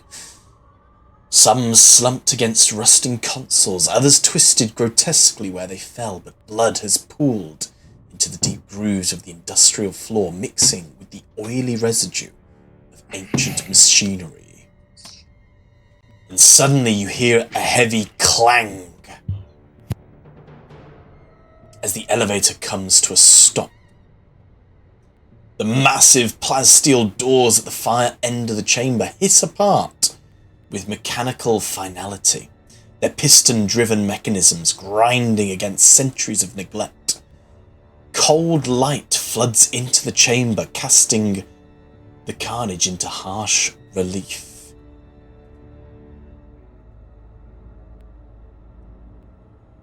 Ooh. A squad of Skitari Rangers strides in, their galvanic rifles raised. They move with inhuman precision, each step synchronized. Servo limbs hissing, red lenses glow balefully beneath their cowled helms. Scanning the scene with their auspex precision, their leader, a rust-red alpha with an ornate optical array, pauses for a fraction of a second before processing the sight before him. As the big plasteel doors open, civilians start to pick themselves up off the floor and rush forward, desperate to get off the elevator. Yes, James? As these guys are closing in, I'd like to say to Paul and Jetta, we don't have time for questions. We need to find our way out before we're seen. We must move with haste. And what I'd like to do is try use the people as cover, get nice and low, and I want to try leave with them. I don't want to talk with these guys. I don't want them to delay us. Our mission is that coffin. Yeah, that's fine. Can you all do me a DN3 stealth test, please? Oh my god, I have 2 on this. You have 2 stealth. You can, James, use your Space Marine stealthy terrain thing. I was going to say that, and one, does that mean clarifying my duty? Because I rolled my objective. It was the same as before, so I don't think you rolled ours. And secondly, can I help? Looks like Paul's like going, like, what the fuck? Can I help him by grabbing him and taking under my wing and moving through the stealthy route? I am quite short. Yeah, sure, go for it. So you can use Gearhart's modifier, which is 3. So, oh, okay, so that +3. So that's a dice pool now of 5.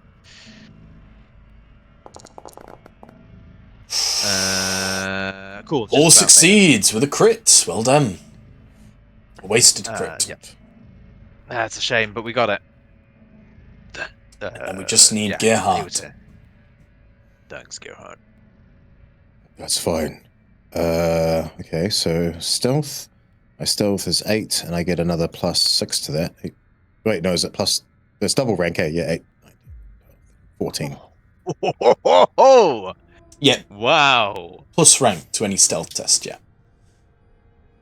I think it's double rank for stealth, isn't it? Says use the terrain. You gain plus rank to any stealth. So that'd be a +3. Oh, it's rank. I'm thinking of the wrong thing. 8, 9, 10, 11. 11. Yeah, that's good. That'll do. Oh! Oh! Only just! Only just! Oh, he You know may what? be very quiet, but he sticks out like a sore thumb. Oh, No, he doesn't. No, oh my god, no, he doesn't.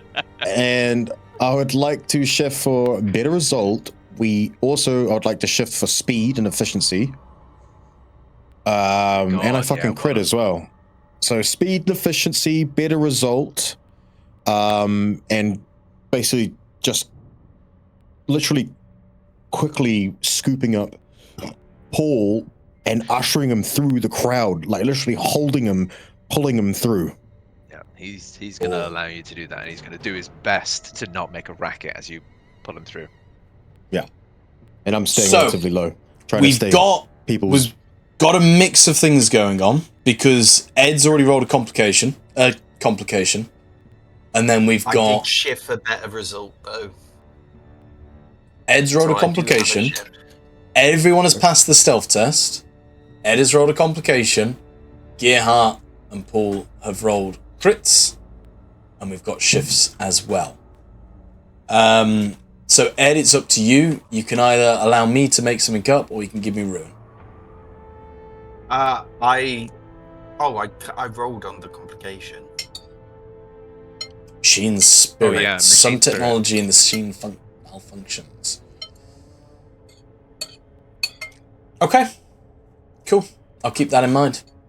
But with all of your tests, you are easily able, like water flowing through the riverbank, you move with great ease through the throng of civilians desperate to escape from this scene.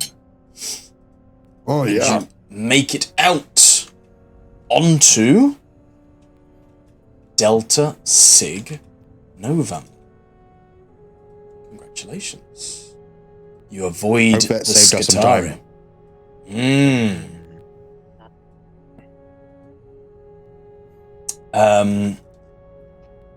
Let me just double check what I had here, because I thought I had something to show you.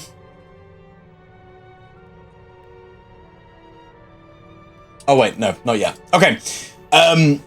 You easily make your way out of the elevator. As you move through Delta Signovum, it is clear that this section of the ring is an Imperial shipyard. Or, hang on. So, you step out of the Stronus elevator onto a cramped, dimly lit space station.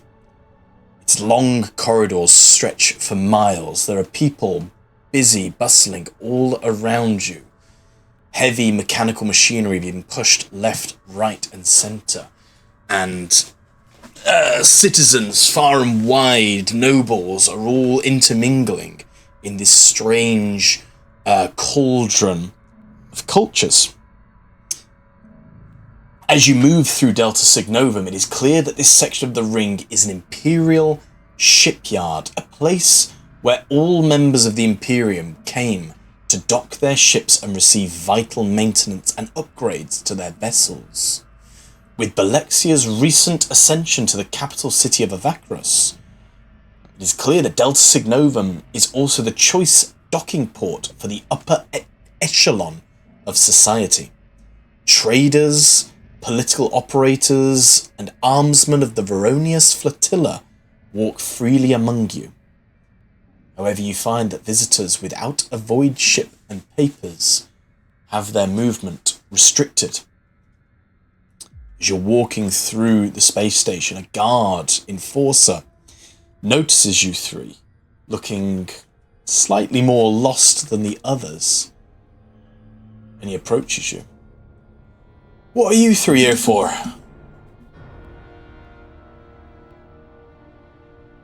Travel to Odo.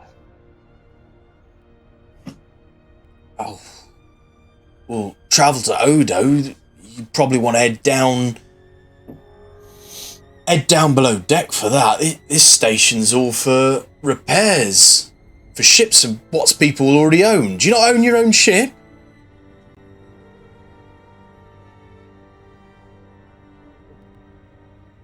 No, unfortunately. All right, you must have come up with the Stronus elevator then, eh? Did you hear what happened? I saw them Skitari lot all rushing on board. Fine mess that was. Some sort of territory war between gangers. Oh, fracking gangers again. I wish they'd do something about them. Pain in the fracking throne. Well, at least we've got some upstanding citizens like yourselves about. But if you need to get yourself transport, best you head down below. Get yourself over to the gritty swarf. I'm sure Octus will sort you out. And he points behind you. There's a service hatch. He gestures towards it. Gritty Swarf? The gritty swarf. And what was the name? Octus. Octus. Oh, is that a person? Octus is a person. Look for Octus. I appreciate the help. We're a bit lost. First time going on the Stronus elevator. Yeah, the ring's bloody big, but don't you worry. I'm sure someone down there will sort you out. Much appreciated. Keep your nose clean. Watch out for those gangers. They're getting violent these days, even on the elevator. As you mention that, he kind of like stands up a bit straighter, nods, and goes back to his posting.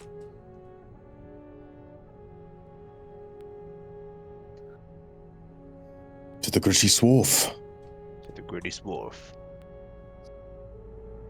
Is there any signpostings around here? As we go down below. He He gestured. did point us to a thing. Yeah. I assume you all head Just down. It's all like on the way. Yeah. Cool. Yep. As you head down the hatch, you see shopkeep stalls built into the plasteel walls either side of you. It is a mix of kind of like a sci-fi bazaar kind of feel. People are pushing their wares, various silks, rare leathers, foodstuffs that perhaps are unusual to people in Avachrus. And you also see holy symbols of the Emperor, many candles lighting the way, people praising to images of Heon Terra himself. And at the end of the corridor, an inviting sound of merrymaking and laughter bursts out from the lit doorway, sorry.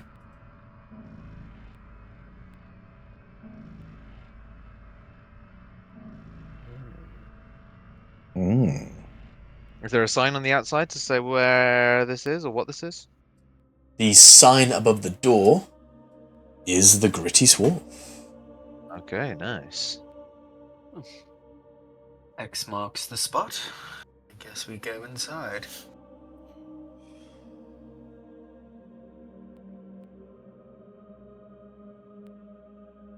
Yep, everyone going inside. So as you enter the gritty swarf, you are met with a scene of commerce, bargaining and bartering of all kinds happens between the patrons, some with heated debates, others with joyful laughter. Stood behind the bar, a well-built man drinking amasec and chatting light-heartedly with some void-born women. As he sees you three unusual sorts enter the gritty swarf, he kind of stands up a bit from the bar and just goes, "Ah, welcome to my little slice of heaven. Welcome to the gritty swarf. My name is Octus. I can imagine you three are thirsty for the finest drinks the Imperium has to offer."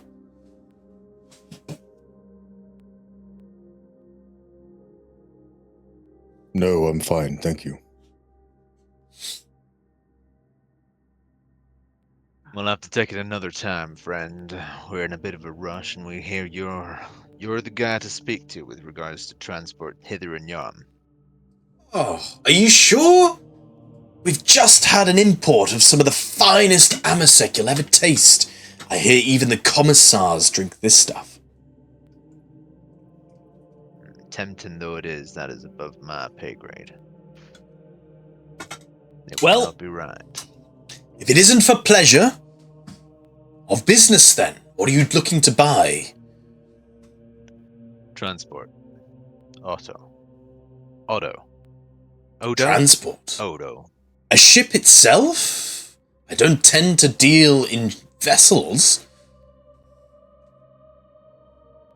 Although you might know someone who does have a ship heading that way. Oh, I see. You wish to visit. I do apologize. I thought you were looking to buy a ship yourself. I almost had to call the transport. Inquisition on you. We are no rogue traders. We do not have that kind of wealth on us. Well, if it is transport you're after, you are in luck. One of the finest pilots in all of the Gilead system is sat with us today as he kind of gestures over to this woman who is sat there hunched over nursing a strong drink. This is the image you see. As I just remind myself of her name.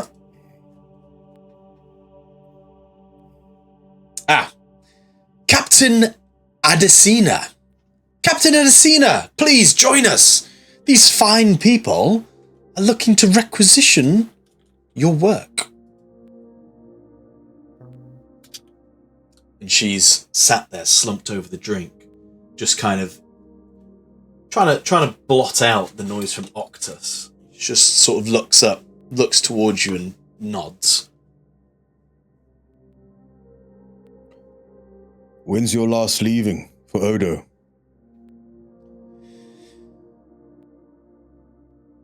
Last leaving? Nobody goes to Odo anymore. If you want to pay me to take you there, I can take you. It's not a fun jaunt. Everyone stopped going since the mines dried up.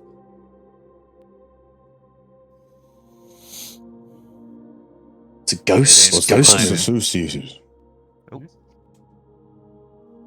Don't all speak at once. You guys go first. What would be the cost to get us to Odo?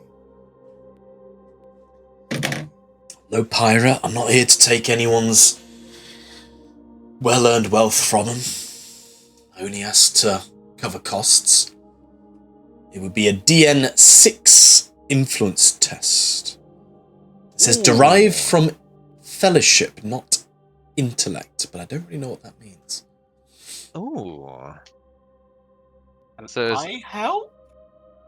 No, you can't help on influence tests. You know this. I know. But influence is already derived from fellowship, isn't it? Derived from fellowship, not intellect. I don't know why it says that. But it says DN6 influence test derived from fellowship, not intellect. So it's just a DN6 fellowship test. Sorry, DN6 influence test. DN6 influence Oh, test. influence. Influence, not fellowship. DN6 influence test, brackets, derived from fellowship, not intellect. So it's just DN6 influence test. Apologies for confusion. Okay. Am I rolling since I asked? Assuming? I'm happy for anyone who wants to take the lead with this to roll. I have 6 influence, so I only have 2, so... yeah. I Unless only have 5. Yeah. Okay, I'll give that a go. She just pulls out her what is it? Her symbol of authority. I am in the system on Veronis's orders, and then does the test. Why does it say my dice pool is 4? Oh, I said last time. yeah, it's done that. That hasn't changed, and then the DN is 6. It is 6. Seahawks. I have no wrath. You have 6 glory. Yeah, can I use 3 glory? Is that okay? What did you roll? Oh, I should have taken this. I can. Oh my god, yeah! Oh, we forgot. No. Right, okay, so you need 6 successes. Statistically, on a 50-50, you need 3 more successes. Statistically, it sounds like you'd need all 6 glory. 5 glory?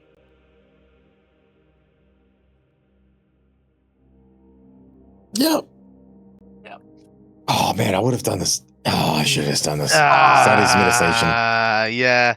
Right We're click, dum-dums. edit test, 5 more dice, And I have 3 please. wrath. Yeah, oh, and you've got 3 wrath. Jesus Christ, we should have just let Gerhardt continue the conversation. Yeah, fuck's sake. So 5 wrath dice, is that right? Or do I do 5 pool? No, that right feels click, bad. edit test, pull dice, Yep. plus 5. Pool dice plus 5. Alright, fingers crossed, fingers crossed, fingers crossed, fingers crossed, fingers crossed. Oh!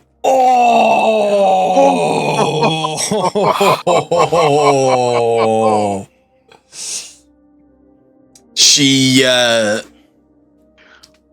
kind of just takes the drink from her mouth, puts it down, and then reaches out to shake your hand, Argenta, and says, "All right, for that, I'll take you there, and I'll bring you back as well. But," and she kind of leans in close, "nobody goes to Odo. Is there anything you need to tell me before we go?" Nothing you need to know, Captain. Are we sure about...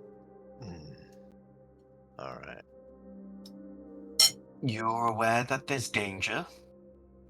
I'm not aware there's danger. Oh, I thought you just said there is. I said nobody goes to Odo. Let's just say we have business on Odo, Yes. and not all business is pleasant. Where the angels of the Emperor go, it's usually not peace and fun times that follow. And the same with the Sisters of Battle. And even our more mutated of companions. And Paul just raises his hand and just goes, Gotta get the dig in. Gotta get the dig in. Say it. Look, I'm not a naval commander. I'm not a battleship.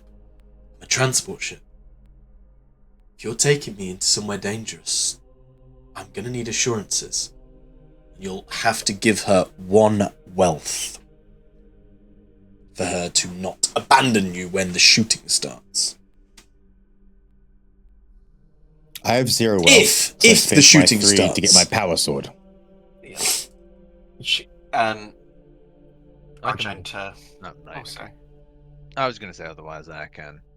Not been finding much use for it recently.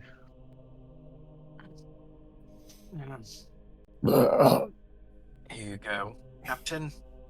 This is for safe passage and to weather the storms. Hopefully, there shan't be any. Okay. Who's handing that over, sorry? I'll give the wealth. So I've got 1 wealth. Amazing. You have 1 wealth. Capital! That is done there. So... Now, Captain, when are we able to leave? You can leave as soon as you want. Is there anything you need to do on this? No.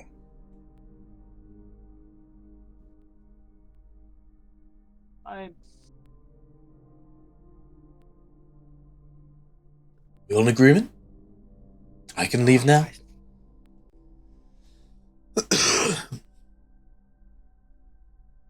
Yes, it's probably for the best. Okay. Stay close to me. If you don't have the proper clearances, the enforcers can get a bit testy, but I'll lead you over to the decks.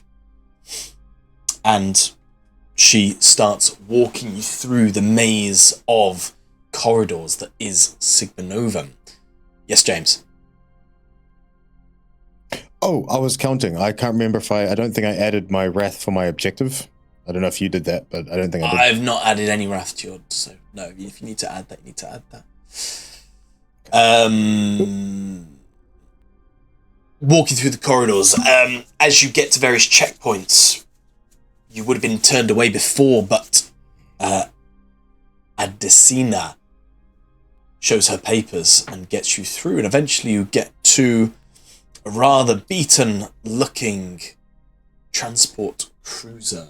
The ship is slightly larger than the Arvus lighter that you arrived on Ostia in, but it certainly looks older, not as armoured, and has definitely seen better days. The back drops down, allowing you passage onto the ship, and she starts walking up the ramp. She turns around and says, Odo's a big moon. I will need a heading. We got some coordinates. That'll work. And then she turns and carries on going to the cockpit.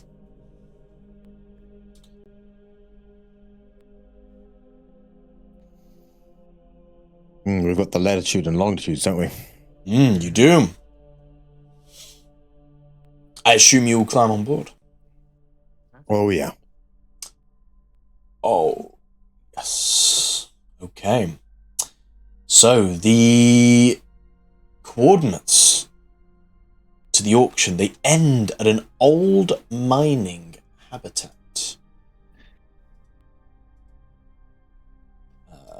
Get these things ready. I'll be back. The coordinates take you to the coordinates end at an old mining habitat with a silo entrance that opens and closes to accept approaching shuttles. Ta-da! Adesina's modest piloting can get you easily through the silo without any difficulty. As you land, you already see lots of spaceships parked up. Parked up? Parked, yeah. There are 1, 2, 3, 4, 5 space ships already there. Now 6, including yours. But other than the spaceships, you don't see anybody there. You see the great big entrance leading deeper into the mining facility. She drops the back of the ramp as the silo doors close up, allowing the atmosphere to renormalize. You are able to step out onto the silvery moon of Odo. What's the gravity like on this moon? It's a small moon, so it'd be sorry, not a small moon. It's like our moon, a slightly larger, so it would be similar, but you are in a pressurized area. So you've got normal pressure on you now that the silo doors have closed. Okay. So we're still experiencing a little bit less gravity. No. Yeah, I've overly confused that. You are in normal gravity because the door's closed. All right, Outside that, the gravity would be different. You are now in normal gravity. Right. Okay. Okay.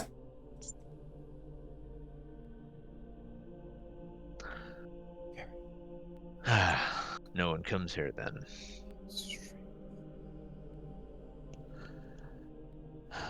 Right, before we head in, point of order, duty. Are we in agreement that we try and keep this Byron alive in case the stasis coffin is still unaltered? We may need him. He's a point of interest. Keep him alive would be the way to go. That'd be fortuitous. We need to have him alive. He needs to be questioned. He's the only one who knows how to keep this machine still working. He may even know what's inside. And I need to know what's inside.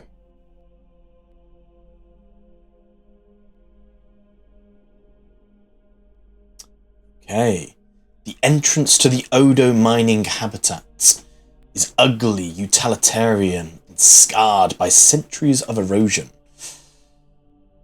The hangar is lifeless. A cluster of 4 other void landers demonstrate that you are not alone. But the only human presence in the monastic is a monastic servitor pointing the way through similarly bleak hallways. Do you follow?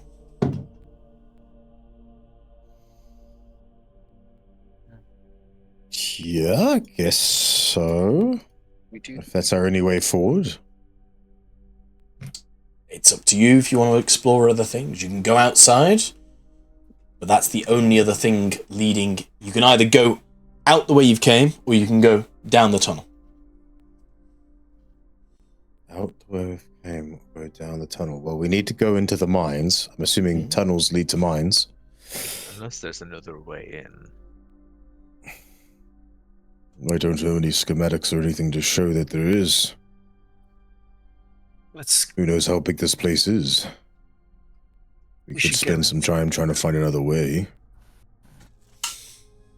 We could find as soon as we find a cogitator, we can try and get some schematics on the place, but until then, let's play things by ear. I could potentially, if you were to go through the tunnel, I could try to scout my way through. Try to find another way through. Meet back up with you. You have my frequency. That we do. That might be wise. Any maintenance hatches or tunnels you think we can fit through would also be useful.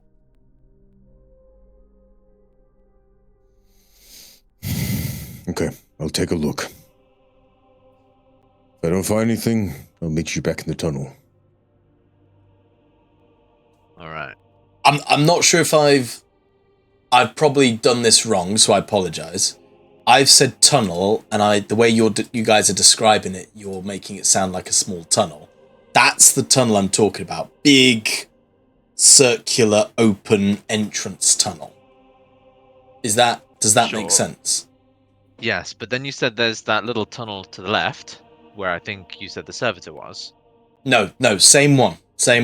One tunnel.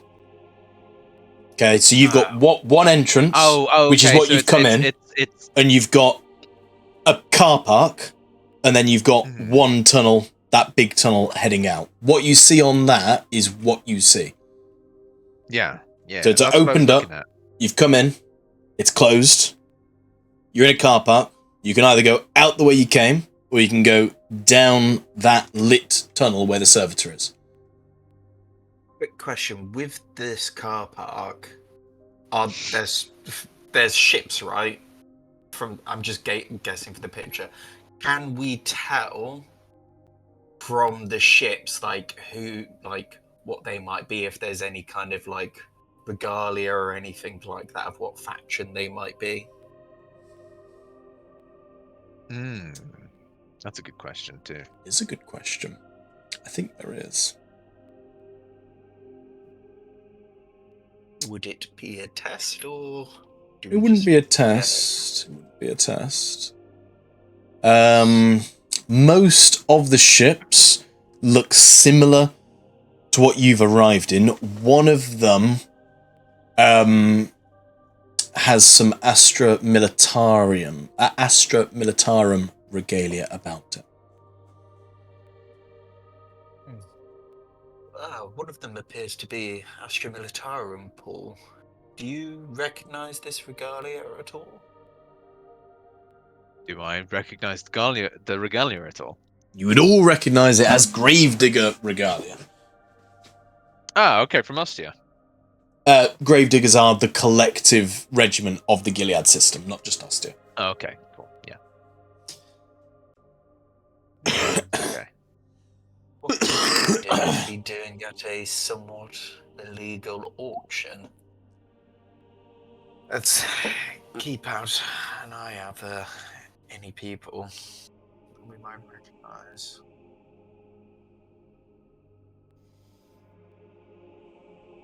I guess we just go down then. So there's no other way for... Would you like to scout ahead, my lord? So when we were discussing like looking for alternative routes, I think we were discussing down that yellow tunnel entrance, or like that continuing down the tunnel to see if it branches out into more tunnels. Oh, I see. Might be able to skulk through without contacting or bumping into people to try and keep our profiles down. As you walk down the tunnel, or whoever is walking down the tunnel, it is just a long, large tunnel, clearly large enough that they would be able to take big mining equipment down and back again. And at the very end of the tunnel, you can see that it opens up into a large space. Okay. In that large space there is no side tunnels. Now, I will bring you here.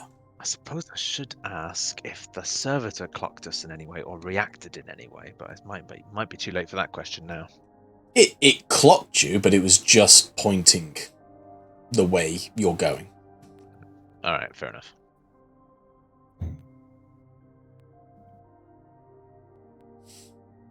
This is the scene you see before you as you come to the end of the tunnel. The bleak hallways end, and the main hub could not be more different. At first glance, at least. The hardwares, they appear to have set up this room with trappings of an aristocratic type. There is almost like a bunting type feel, something celebratory, trying to jazz up this rather dark, dingy, and unused mining facility.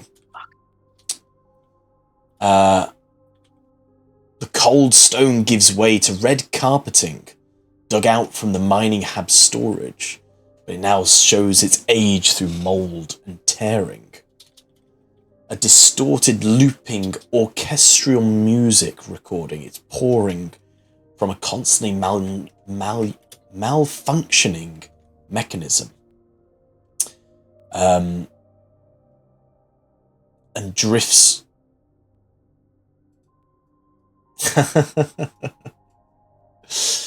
What?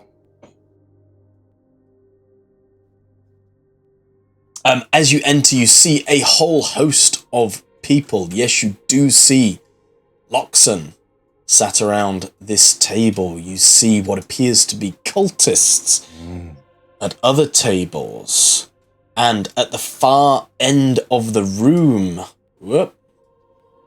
you do see the Stasis Coffin and a tech adept who is meticulously tinkering and working on it.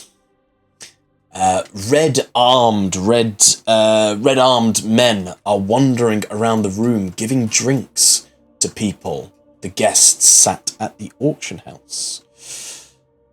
But as one of these gangers is walking about, they do spy these three newcomers, and they come over towards you as he stamps up and says, "What are you doing here?"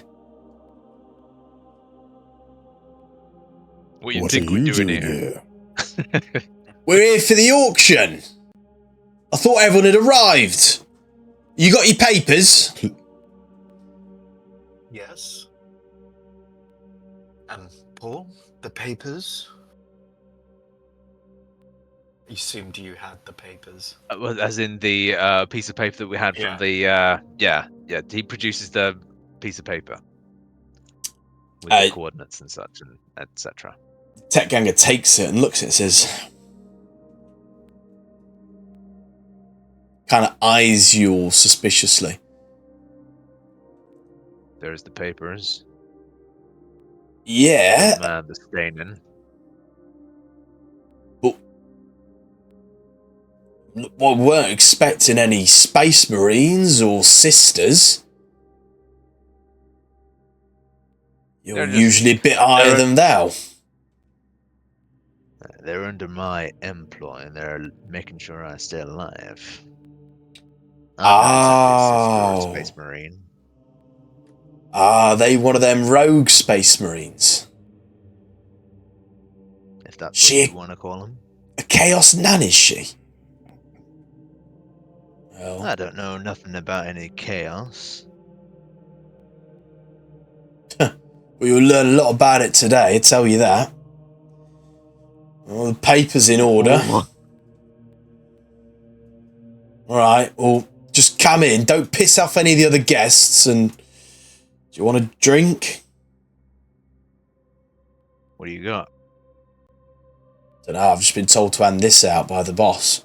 Because he's just got, like, fizzy liquid. Alright. Paul, to keep up the charade, does accept the drink. He hands you over the glass and then returns back to his duties. And as soon as no one's looking, he pours it on the ground. Behind an object somewhere. Oh, wait, hang on. No. Yeah. If the agents are obviously Imperial operatives wearing Astartes or Sororitas power armor... Ah, damn it! You have to do a deception or a persuasion test. I've got 5 deception or 3 persuasion. It is a DN5 deception then, please, or DN5 persuasion. You can help, but how are you helping? Remember, the lie that I've gone with so far is that you guys are under my employ. Yes. I'm trying to think what I can use to help. I can do intimidation. Sure.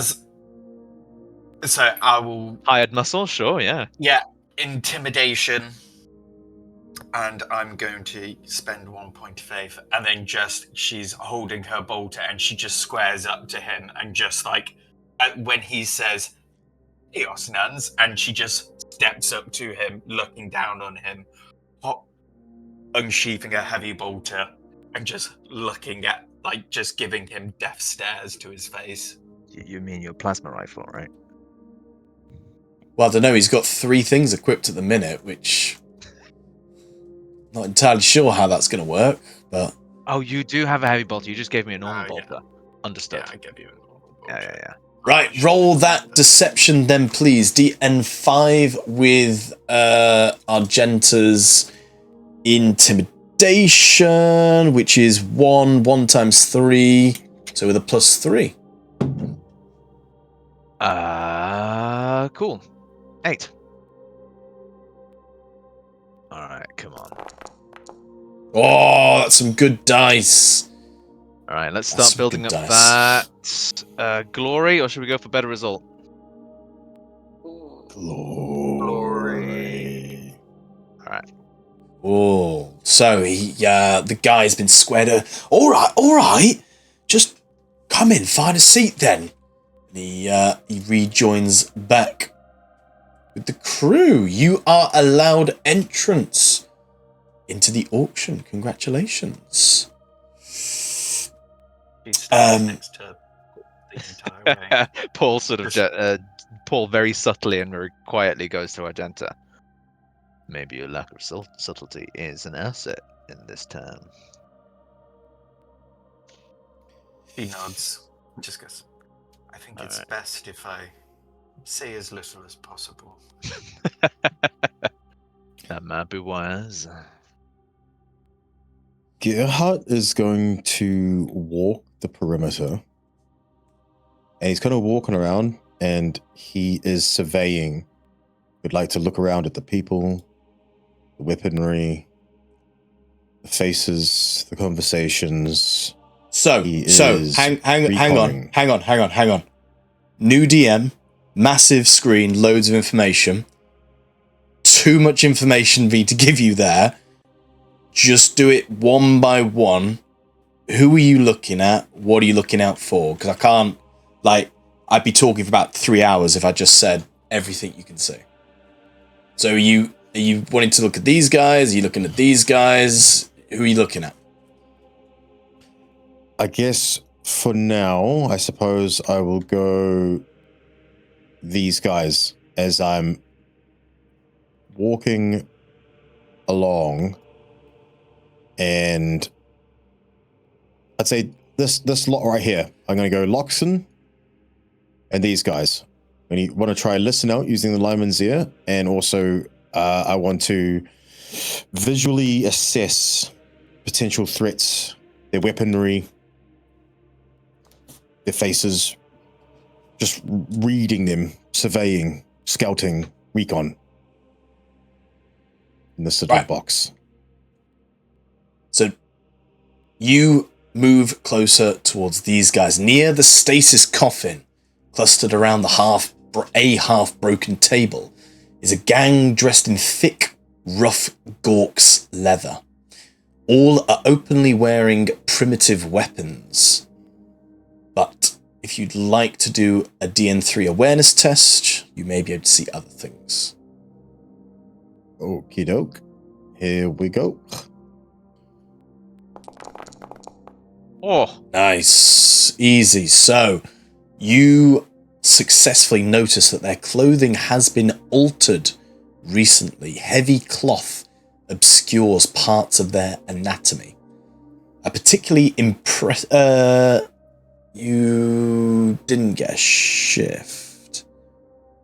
No, you didn't get a shift. But yeah, so heavy cloth obscures parts of their anatomy. Why use a point of wrath? Go for it.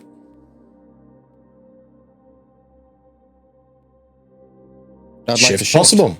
Amazing. So with your shift, you notice signs of ritual scarring and telltale bulges of grotesque mutations from beneath the cloth. The cultists are the most overtly hostile in the room.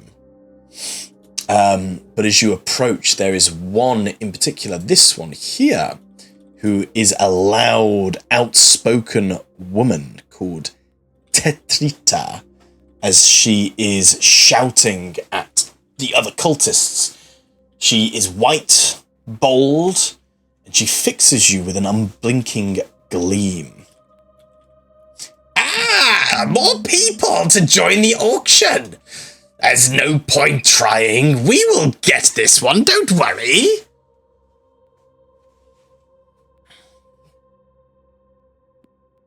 Gerhardt lifts an eyebrow, says nothing, but constantly staring at her, surveying. Sure. And kind of like walks I was around wondering when one of you table. were going to turn up. Probably trying to release your brother, I bet. But we are on the same side. We intend to release him as well. Don't worry. Release my brother? Of what do you speak? The man in the stasis coffin. We wish to release him too. I assume that's why you're here. Those over there want to torture him and have him as a plaything, something for their sport. As she points to the farthest table over there where you see a large group of Drukhari. Drukhari. Inky elves. Gerhard is going to walk over to the table and lean on it and look over into the coffin to see what he can see, and goes, I've heard rumblings. Trying to play it cool while like looking into the Stasis coffin. As you kind of lean over the table, she lifts up a plate and she says, Here, try the Grox Crolls. They're delicious. As this pungent aroma wafts over your nose. And through the glass, you do indeed spy what appears to be power armor. It appears to have red on it, but it is heavily damaged with scratches and what could be considered claw marks.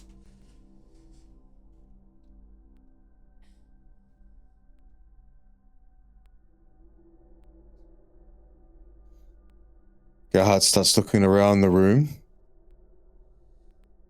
5, 6, 25, 30, 34, 44, 45, 50, 62, 67, 68, 69, over 80. As he starts counting every single person in the room.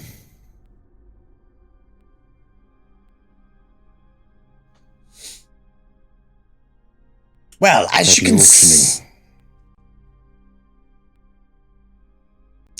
see from our impressive horde, we're clearly going to win this auction. As she kind of boastfully points over a large pile of silver. So there's no point even trying. You could throw your money in with us.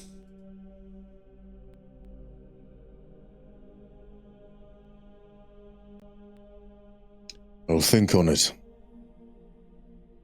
Thank you. Gerhard's gonna walk away and go over to Sister Agenta and Paul. If you want to leave now, this may be your last chance. As he speaks quietly and looks around the room. My lord, you helped me with my people. The least I can do is help you with yours. It gravely concerns me, though. She's trying to say this all quite harshly. Gravely concerns me, though. Why would they want to free an angel of the Emperor? I don't know, but I looked inside the coffin. Power armor. Red and white. There was a brother inside that coffin, and I am honor bound to release him.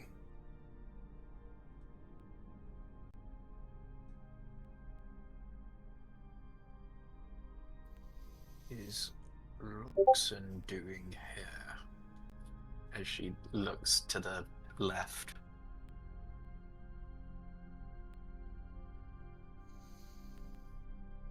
If he's not with us, he'll be against us, but I am going to strike while we still have the advantage. And I'm going to start with them over there, as he kind of like nods to the Jakari. Maybe we should talk with Byron first? Find him? Do we see anyone that looks like what Byron would look like? Because we do know what he looks like because we saw him. So I said that the tech adept was stood by the stasis coffin. Is that Byron? He's cloaked, and he's working on the stasis coffin. You've not been able to see his face. Oh, wait, the stasis coffin's here. I thought it was here. Wait, where do you think the stasis coffin is? You said these guys were talking around the stasis coffin. No. They're talking around a broken table. The stasis coffin's there. This glowy thing over here. Perhaps it may be worth talking with Byron first. Unless you wish to start things, Paul? I have another thought. We either go with them, let them buy out the coffin, and then we trail them and only deal with that group, which is a substantially lower number than the rest of the room. I don't exactly care about how much they are willing to spend. They'd be throwing it away. We'd only be dealing with 13, 14, 19 individuals. But then we'd be gambling with the idea that we'd be able to catch up with them once sold. And the stasis coffin is right here. That is truly my chapter master. What is the person inside that coffin is of unequal importance, not just to the Absolvers, but to all of Gilead's system.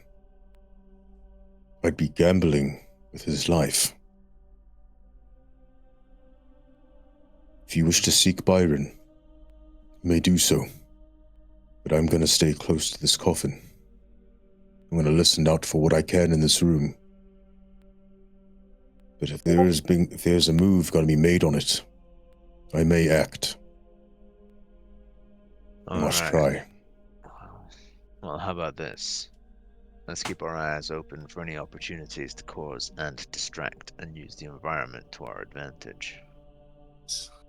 I see a bunch of old machinery. We're in a cave. Maybe we can cause a cave-in. No such thing could happen with the coffin inside this room. Paul, you're not listening to me. What is inside the coffin is of utmost importance if it is exactly what it is said it is. Cave-in is out of the question. Poor choice of words, but there's more meaning to use. He kind of gestures nebulously at some of the mining equipment. Some of this stuff against our opponents should violence come to hand. You do what you must do as long as it doesn't put the coffin at risk. Even if it isn't my chapter master, it is a brother. He is my brother. I understand. Right. With that in mind, shouldn't we convince Byron to wake said brother up? And Astartes at our side, whoever it may be, could be useful, especially with numbers like these. I don't even know what health he would be in. He's in a stasis coffin. Whatever injuries he has is grievous enough. Us Astartes aren't so easy to put down. His armor is heavily damaged. That stasis coffin might be keeping him alive.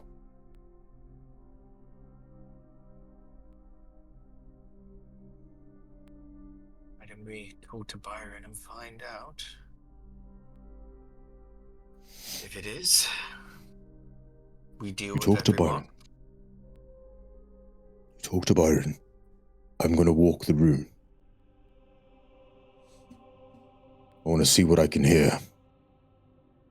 I'll keep my Vox on as she's holding her hand to it in a So hopefully you should be able to overhear our conversation, my lord. Very well. We'll see you soon. What's Paul? You lead the way. Suppose, Paul's kind of goes up. We'll follow suit. So, stood next to Loxon, you see 15 what appear to be, what was the wording on it? Black marketeers alongside Loxon, which are here. Gerhard, as you walk up towards this table, you see 14 hooded individuals. They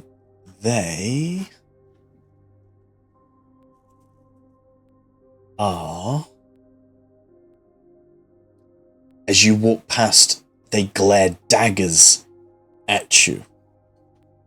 Entwined blue-green snake-head tattoos descend down their necks, whilst their eyes, when visible, are glazed and lifeless.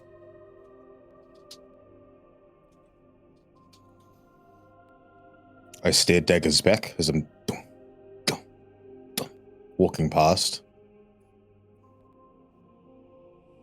It's kind of side-eyeing, reading, checking them out once again, weaponry, their threat level, basically.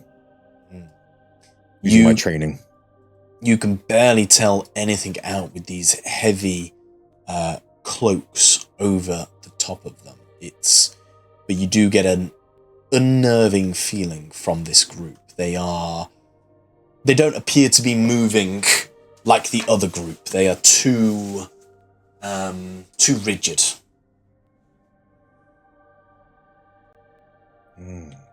As you walk past them, you get towards a raucous table. A crew of pirate scum congregates near the recreation room hangar entrance. You see a brown-skinned rattling riding on the back of an ogrin.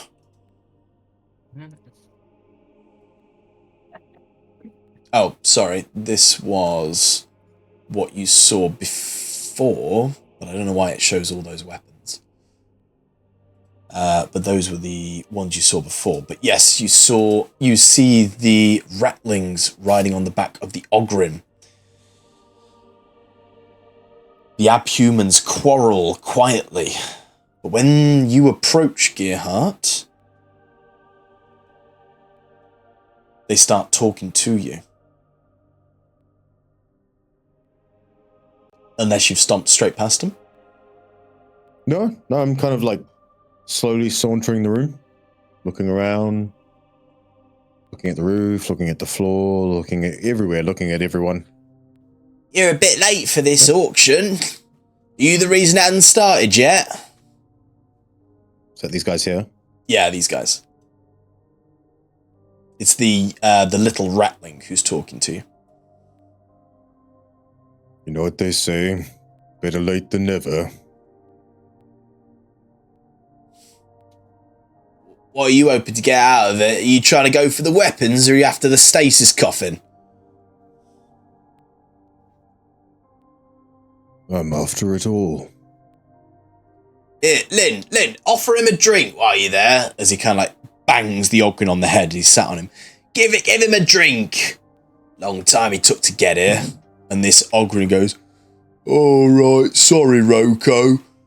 And he picks it up and just hands him over to him. This ogrin is larger than you, Gerhard. His hands,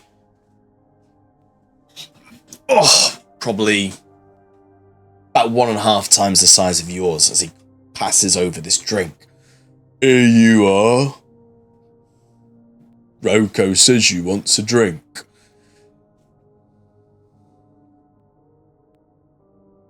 Gerhard looks up at him. Appreciate it.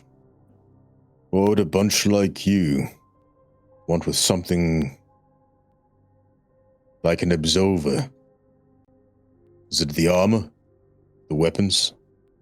What would you want from an Astartes. It's just a job, innit? It's just a job. Our buyer told us to come here. We'll pay you a good price and take the Stasis coffin back. That's all. It's nothing personal. You have a buyer that wishes to buy it. You're the collectors. That's right. Yeah, it's Jackal Veronius himself who sent us. As he grins wildly at you. You have powerful friends. Can you imagine, Aylin? Can you imagine if it was Jackal who sent us? God, he's a bloody tosser. This is an outright lie.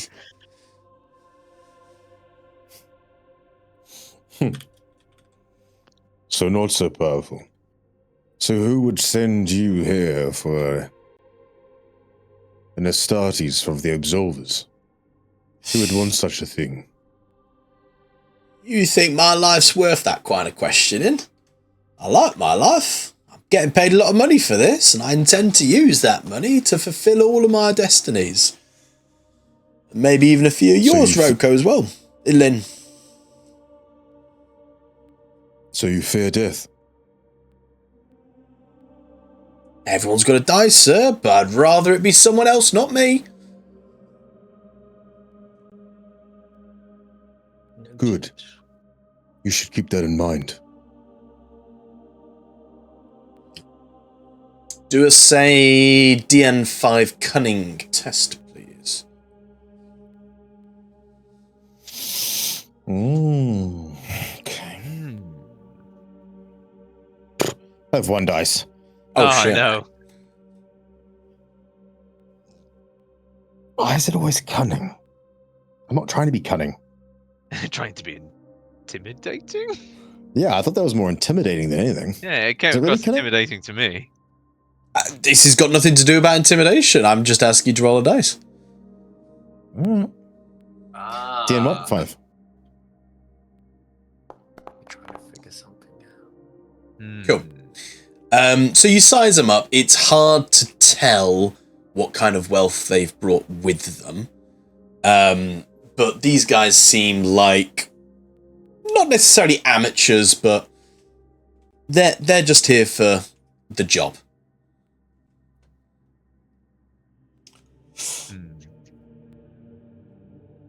Why would anyone want to die for it anyway? It's just a job. Why, are you gonna try and kill us? Hey, Lynn, he wants to kill us. You wouldn't let that happen, would you, Lynn? No, Roko, I wouldn't let that happen. He must be protected at all costs. after the coffin. I wouldn't want to have to kill you anyway. Besides, I wouldn't want to kill a man of the Imperium when there is an enemy sitting just across the table from you. You may not have the ears I do. I hear everything. Sorcerer speaks several languages. You should hear what they say about your little group, especially to your Ogren friend.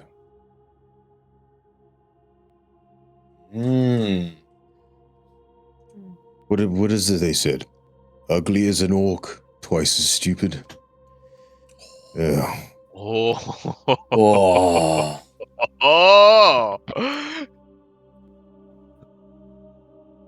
I don't condone that kind of talk.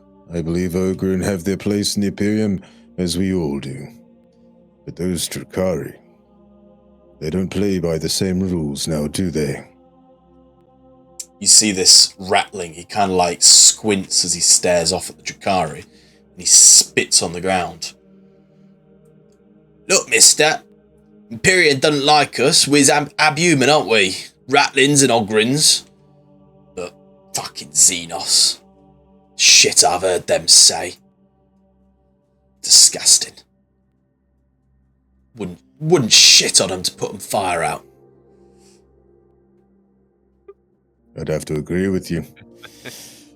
Though the Imperium may look down sometimes, and it is not always right, But imagine if you fought for the Imperium, and where you could stand within it if you did. Maybe even someone like yourself could have some influence. Just saying. You got a question, son? Know thine enemy. Just letting you know that Paul and Argenta have approached the coffin and wish to speak with the tech adept. But just letting you know. Oh shit, you have. Oh god. Hang on. So kind of like a parallel scene type thing. Uh-huh. Hang on. Wasn't expecting that. Is that shit burning?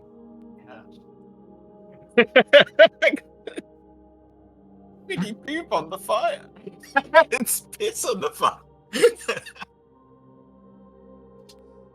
Yeah, hot right now. Yeah, that's what I was thinking.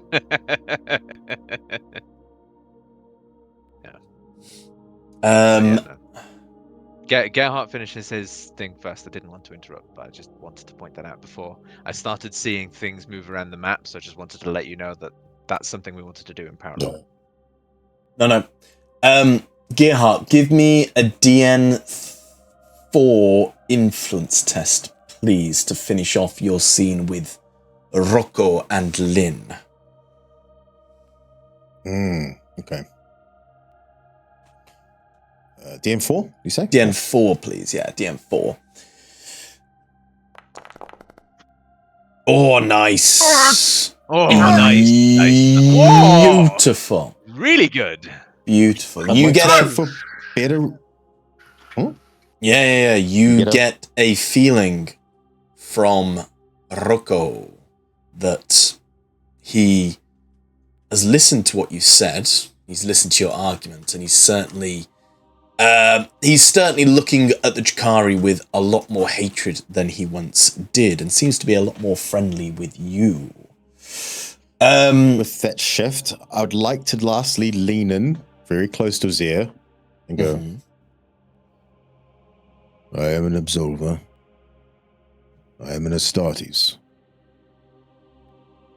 One word from me, and your life changes. Taps him on the shoulder. Think on it. The nice sweet spot. I like it. Right.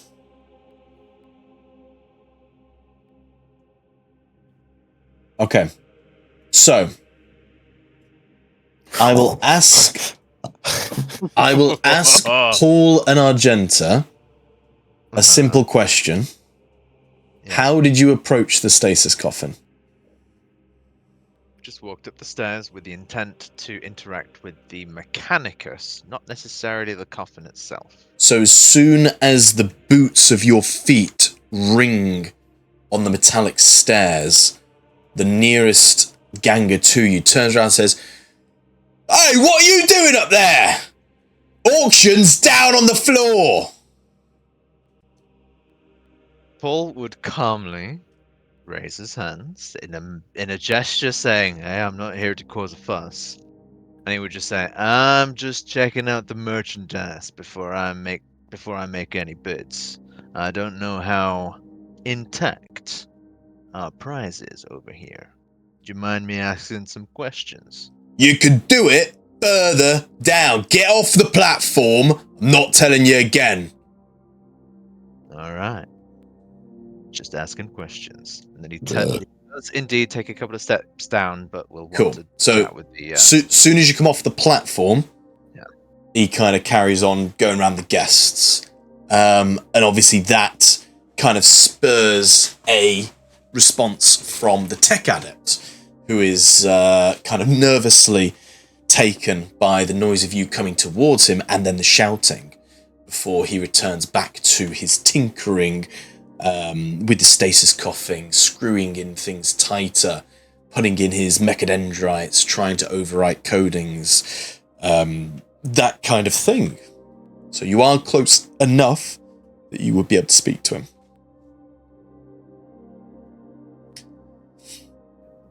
You do recognize this man as Byron Amiga, tired, bloodshot eyes center a mostly metal face, never resting for long.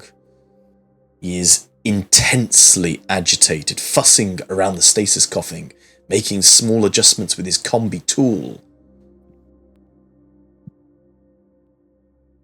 Ooh. Oh, I'm debating whether or not now is the time to drop the Archdomina bombshell, but quite enough so that only Byron hears or not. But I think he'll side with keeping up the facade for now. Oh. I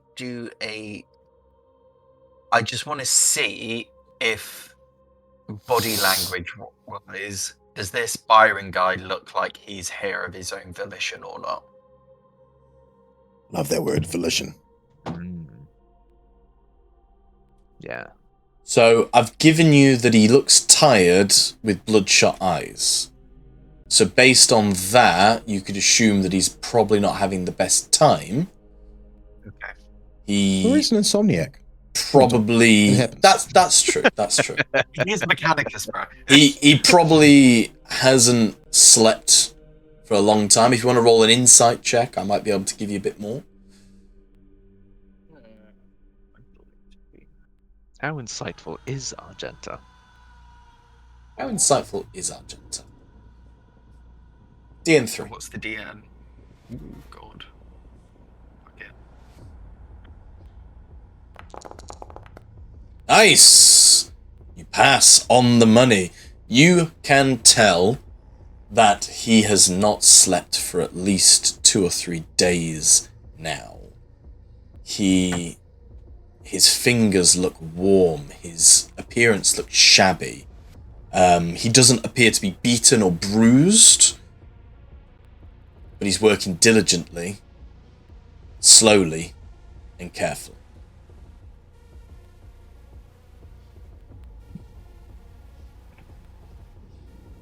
Okay.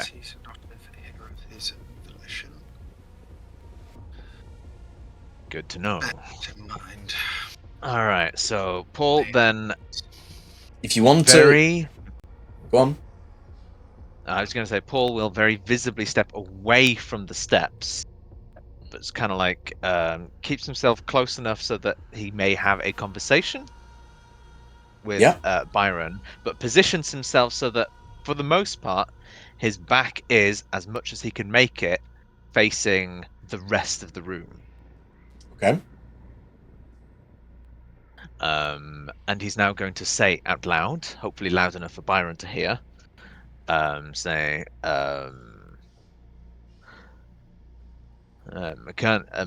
friend, I'm here to verify the state of the coffin before I make my own bits. Can you verify whether or not it's all intact? The coffin is intact. And then after he says so, he then mouths as clearly as he can. So he's got his back to you. He's not giving you any attention whatsoever.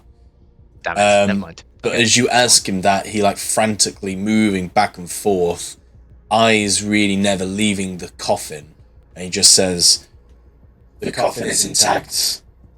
The field generators will last until the end of the auction, but I am trying to get a few more hours out of it. Alright, good to know.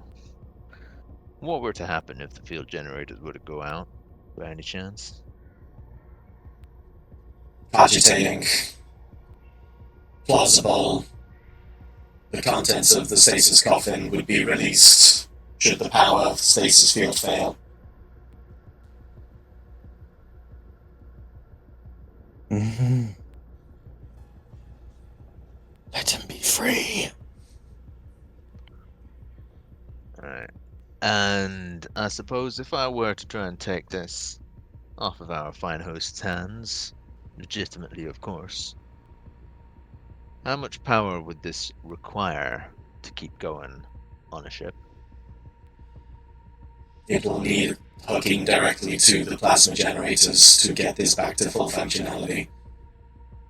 We are running on backup generators built into this heretek stasis field. the technology behind it, I have never seen anything like it, but every day I work on it, I learn new things. I am trying. I am trying to keep it from shutting down.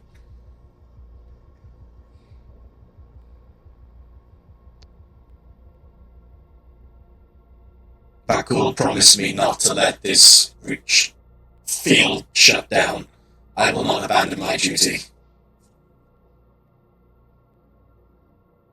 Alright. Is there anything else you wish to know, Arjuna?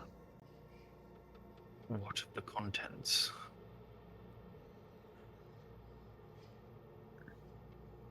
What do you know of the contents and of who is inside?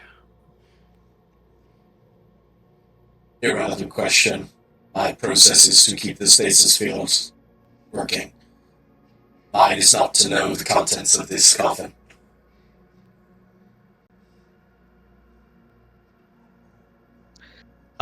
When you described the coffin earlier, Tom, you said it was like covered in scratches and stuff? The coffin's not covered in scratches, so from within okay.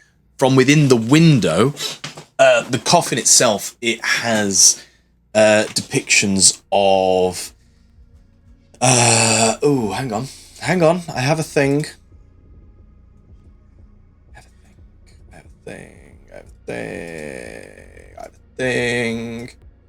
Kind of this feel. Okay. So quite ornate. Yes.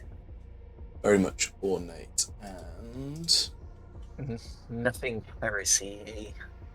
there All are above board. there are images of gargoyles on it. And as you look at the gargoyles, it's kind of got that you know where Pitcher's eyes seem to follow you across the room. The gargoyles, kind of, when you look at it, they appear to be shifting, but you're not sure if it's a trick of the eye or not. But this is the outside of the coffin. On the inside of the coffin, you can see a Space Marine pauldron that has red on it, but the red seems to have flecked away and has a huge scar made by large claws. On the armor itself within. On the armor itself, sorry. On the armor itself. All we can see is the pauldron, right? All you can see is the pauldron, yeah. Okay. Alright. Lord. Alright. Did you Everything hear seems that? to be intact. Thank you for your time. I'm here. I had my Vox thing open so you could hear that conversation, like I mentioned earlier. Thank you. Should Ask what happens if it shuts down. What happens to the contents inside? the contents is released?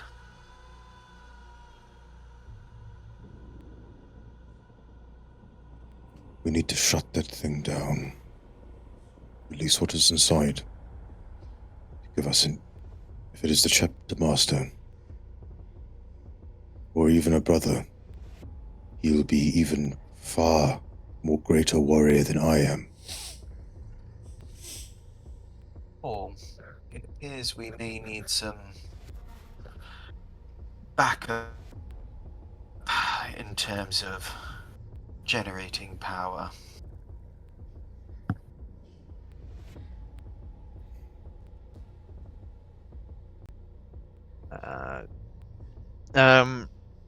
So I'm guessing. So at this point, I guess Paul starts wandering away. So before you wander away, because that was said next to Byron will, when Argenta repeats that, when you say what you said, he will turn around for the first time and look at you and say,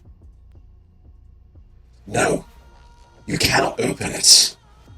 Vakuul has said, if this opens, millions across Gilead system will die. We must keep the stasis coffin closed." And then he returns to his work. Well, we'd better make sure the Drukhari don't get it then.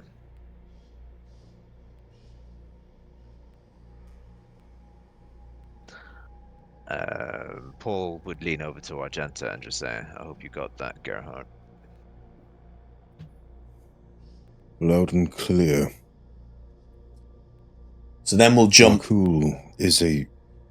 Go on. Who was it that said... I think it was this guy here, said Vakuul was a rung... Someone said she climbs the social rung. Oh, yeah. Ladder. Yeah, that was Screever, wasn't it? Screener? Screever, that's the one. The tune-up guy. Yeah. Remember what Screener said about Vakuul? That she climbed the social ladder without resistance. That kind of power, without earning it, lends to heretical nature. Power not earned is not respected. What's to say that what is inside that coffin would save lives? She would only but lie to keep it intact, using fear as a weapon. Fear is a mighty thing.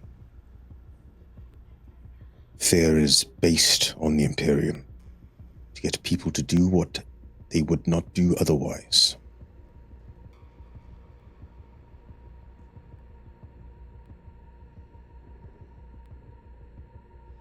The Mechanicus thus far have not proven. She's walking away at this point, out of earshot.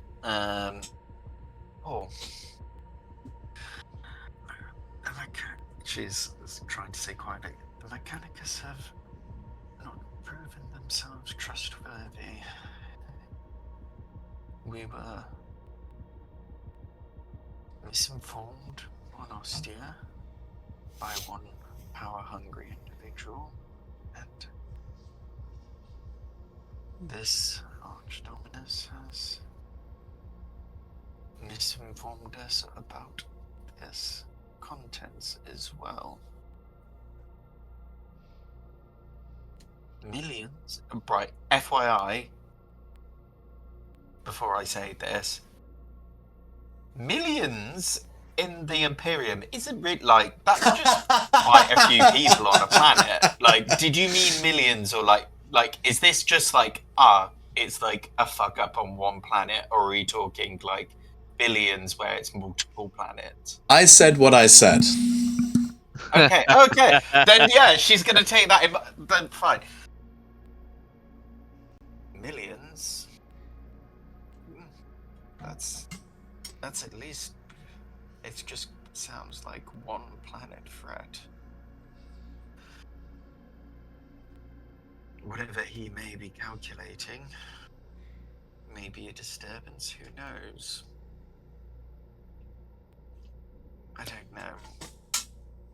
If that's the chapter master inside that stasis coffin, then the millions dead she might be referring to is those of this city, or in Vakuul's presence, knowing she was harboring such a vital asset to the Absolvers and defenders of Gilead that would make her a heretic.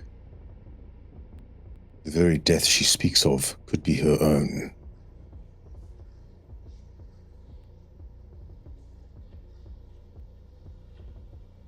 This would be heresy of the highest order.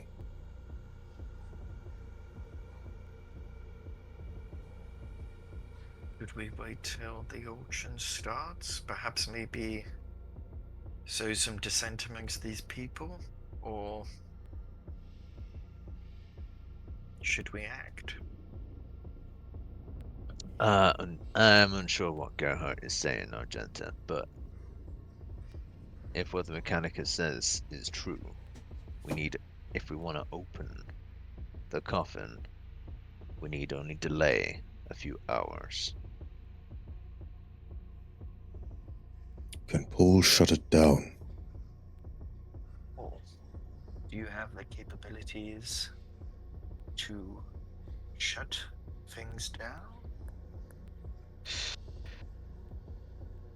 I'm not that knowledgeable of the exact nature of those machines over there.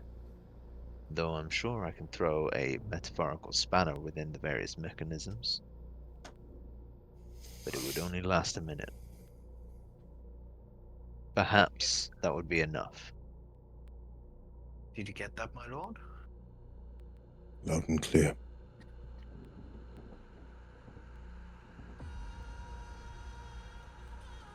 Should we proceed then? Quietly. Make sure Paul is not seen.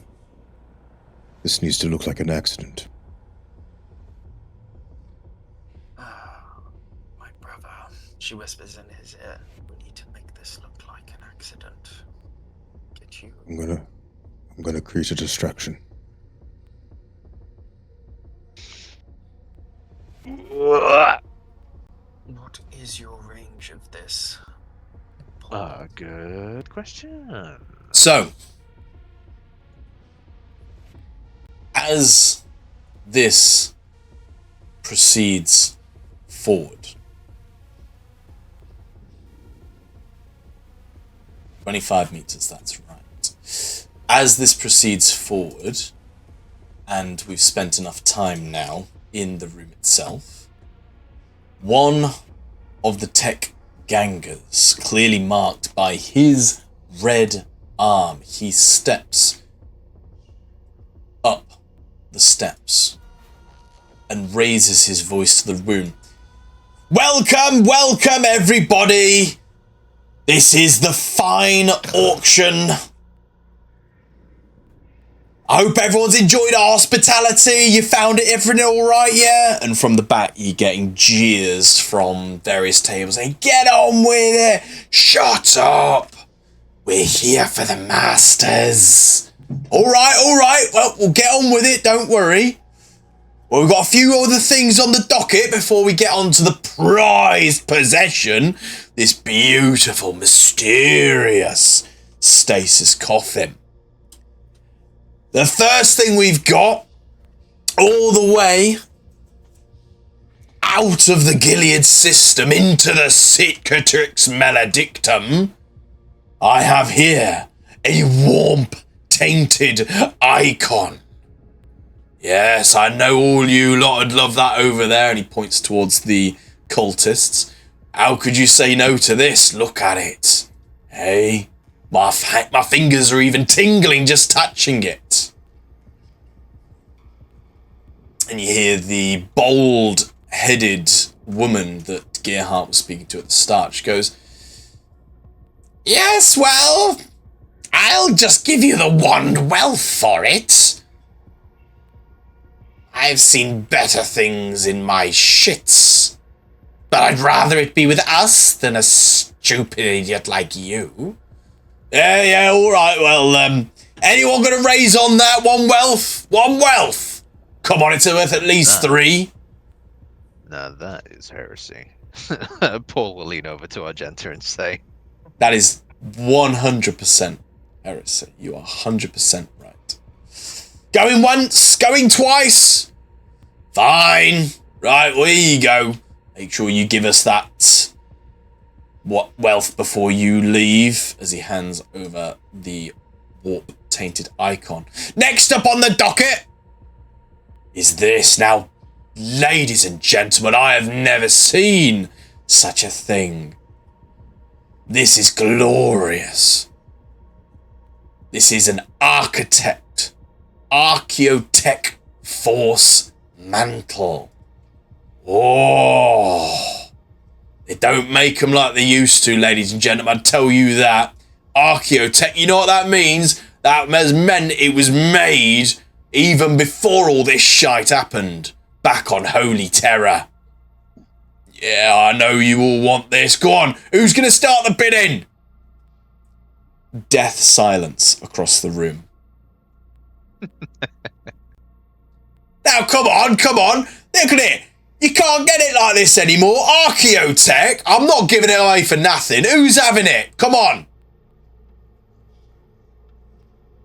Do we know James? what that is? Oh no, Yeah, what James is has got it? his hand up. I'm over here, and I look over towards these Durukai, the Xenos. And I say loudly, "What did you say? I'll have you know, Ogrins have been part of the workforce of the Imperium for longer than I've been alive. You saying they smell of pig shit and worse, and have the dullards of an orc heresy army, is heresy itself. This man deserves your respect, and I will not have you tarnish his name. Any time now," as I press the Give us Vault speed. give us a deception roll. It's going to be deception DN 3.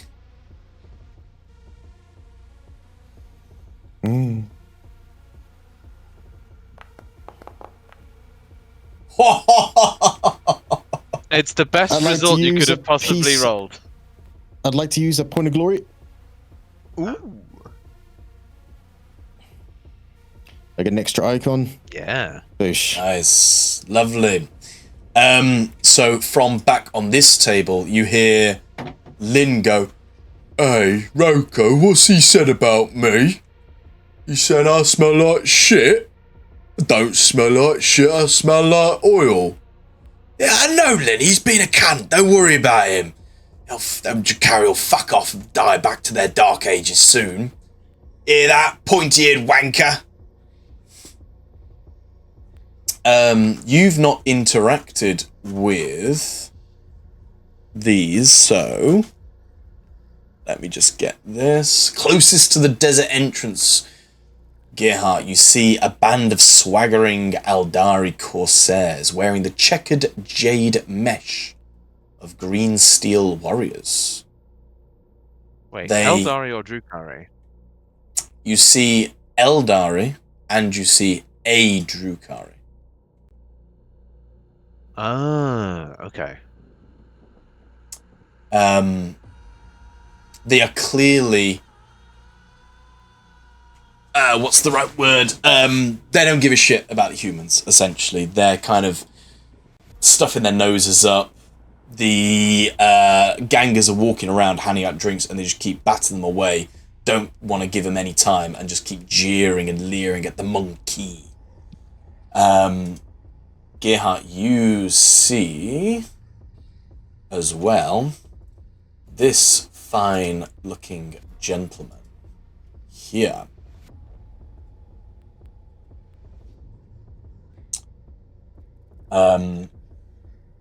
As you shout this out and tantalize before him, he just goes, "You think I'd listen to some Inquisitorial monkey agents? Let them squabble amongst themselves. I care not for the scum of the galaxy. Go, leave So now us." this Sogren is a scum. "You are all That's scum, what- how of low you course. think. All monkey are. I care not for any of you. Just the Coffin." The coffin you shall get.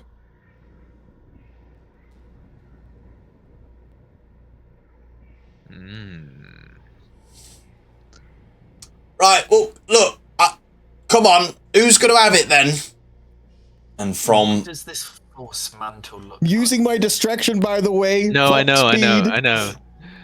From the back of the room, you hear a monotoned voice of the hooded robes. As one of them just goes, "We will take it for a wealth." Right, come on, get this along. Going once, going twice. Right, sold to the creepy weirdos in the back. Here you go. And he hands them. And the final thing before we move on to the main docket, we have this Xenos Death Arc. Now, come on, ladies and gentlemen, you must know that this is a thing of pure beauty. He holds up this bizarre Xenos-looking weapon. This thing could shoot a Grox at 100 yards. Come on, anyone, look at this thing. It's a thing of beauty. What is it? Xenos Death Arc.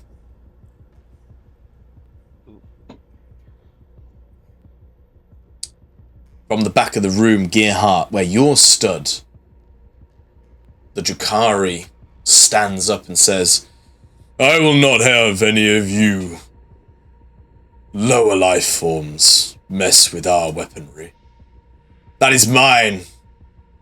I will give you 2 of this paltry wealth for it. Right. Yeah, of course, Cask. Yeah, sure, Cask. That's fine, just make sure you pay us this time, alright? Free wealth. Ooh. Oh. Cask looks over at you, squints his eyes. You wish to enter this, little girl? 4 wealth.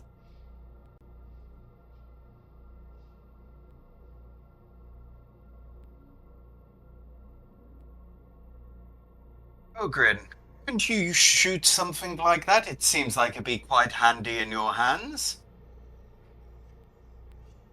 I like the weapon, but Roko said we gotta keep the money for the coffin. That's the mission. Not here for personal spend, milady. Roko, shut up! Lynn, shut up! I guess it's yours. I'll pitch in for the sister if you will take it in the monetary value of aug-freaks. 1 detonation device. The tech ganger looks over at Cask. Any raise on that, your baronship? The baron just sits down. I have more important things to deal with than this. Fine, you will not know how to use it anyway. Genta, please, for the love of God, tell me what you're going to do with 5 weapons. No, I don't want the weapon. I just don't want a certain person here to have that weapon when shit goes down. That's fine. Someone having a very good sniper rifle doesn't. Hang on. You haven't got the money for this. I know. That's the one. No, I don't. But I don't want him to have a weapon that could be very deadly. Now, Okay. Paul, it may be time to do the thing. All right. I guess in that case, as the exchange is going on, I suppose as subtly as possible,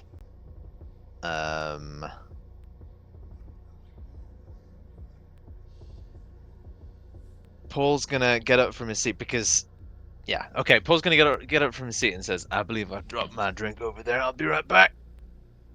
And sort of moves behind one of these things to sort of try and hide the fact that he's opening himself up to the warp because it's not exactly subtle.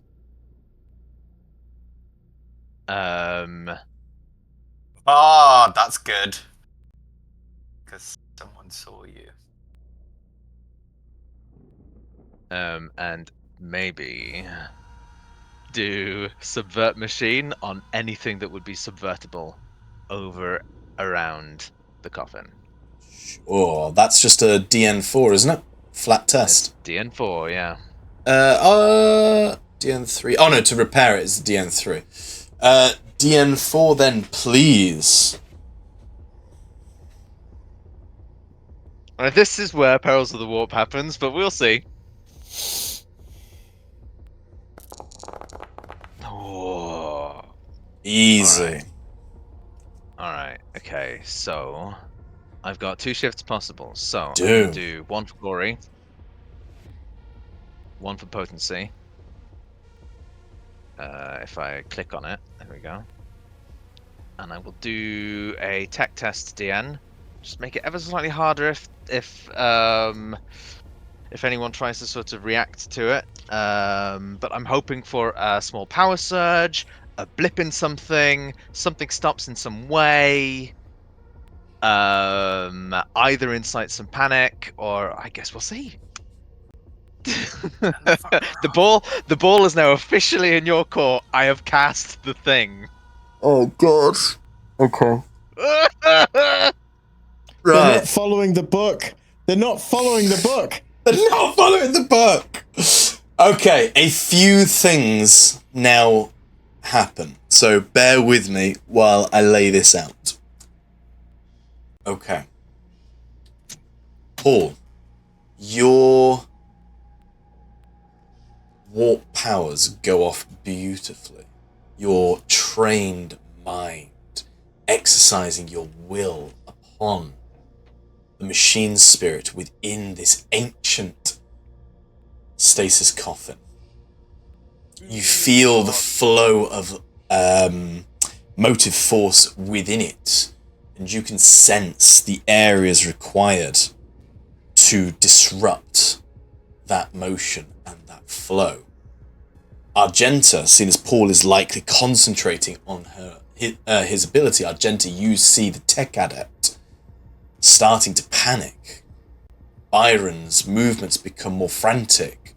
He's getting diagnostics reports that things are failing, that power surges are being drained at 7 times the speed at what he was projecting, as he's frantically trying to restore balance back to the coffin. But you hear that kind of as things are coming down. And then from this table,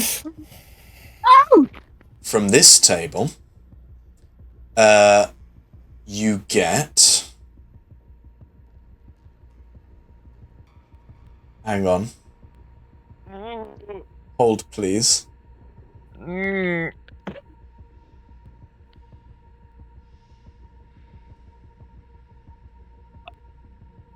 I am very scared right now.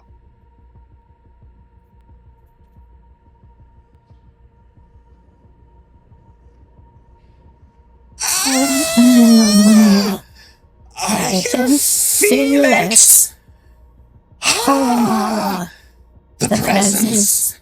It is here. Who messes with the warp? Who is it?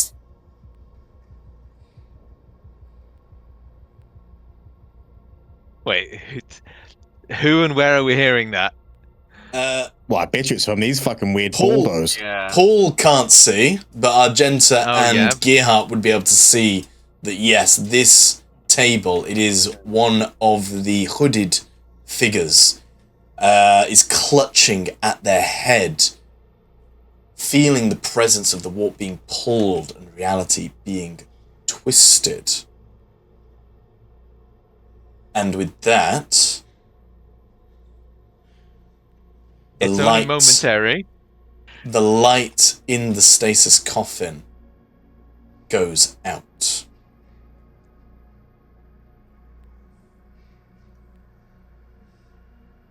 The lid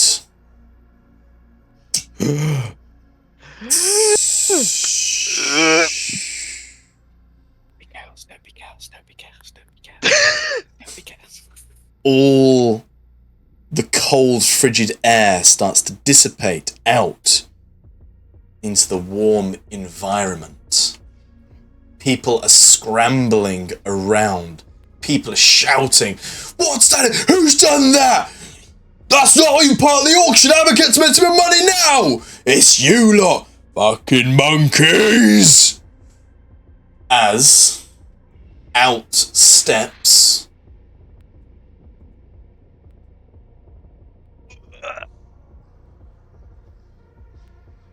this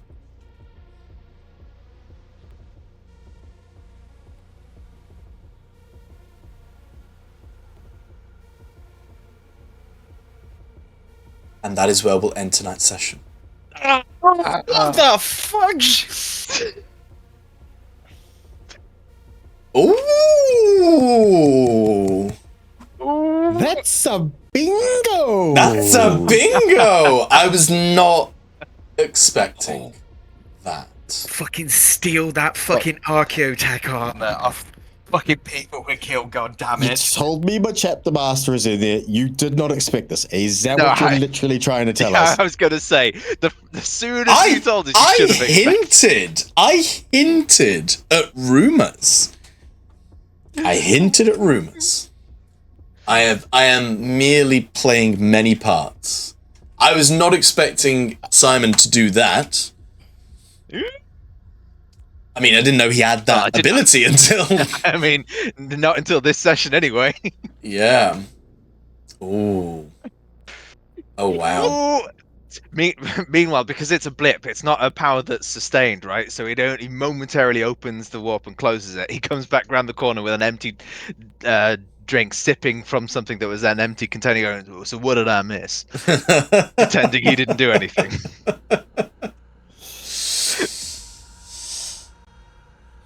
That he's got purity seals on his pauldrons. They're purity seals, right? They look like purity seals.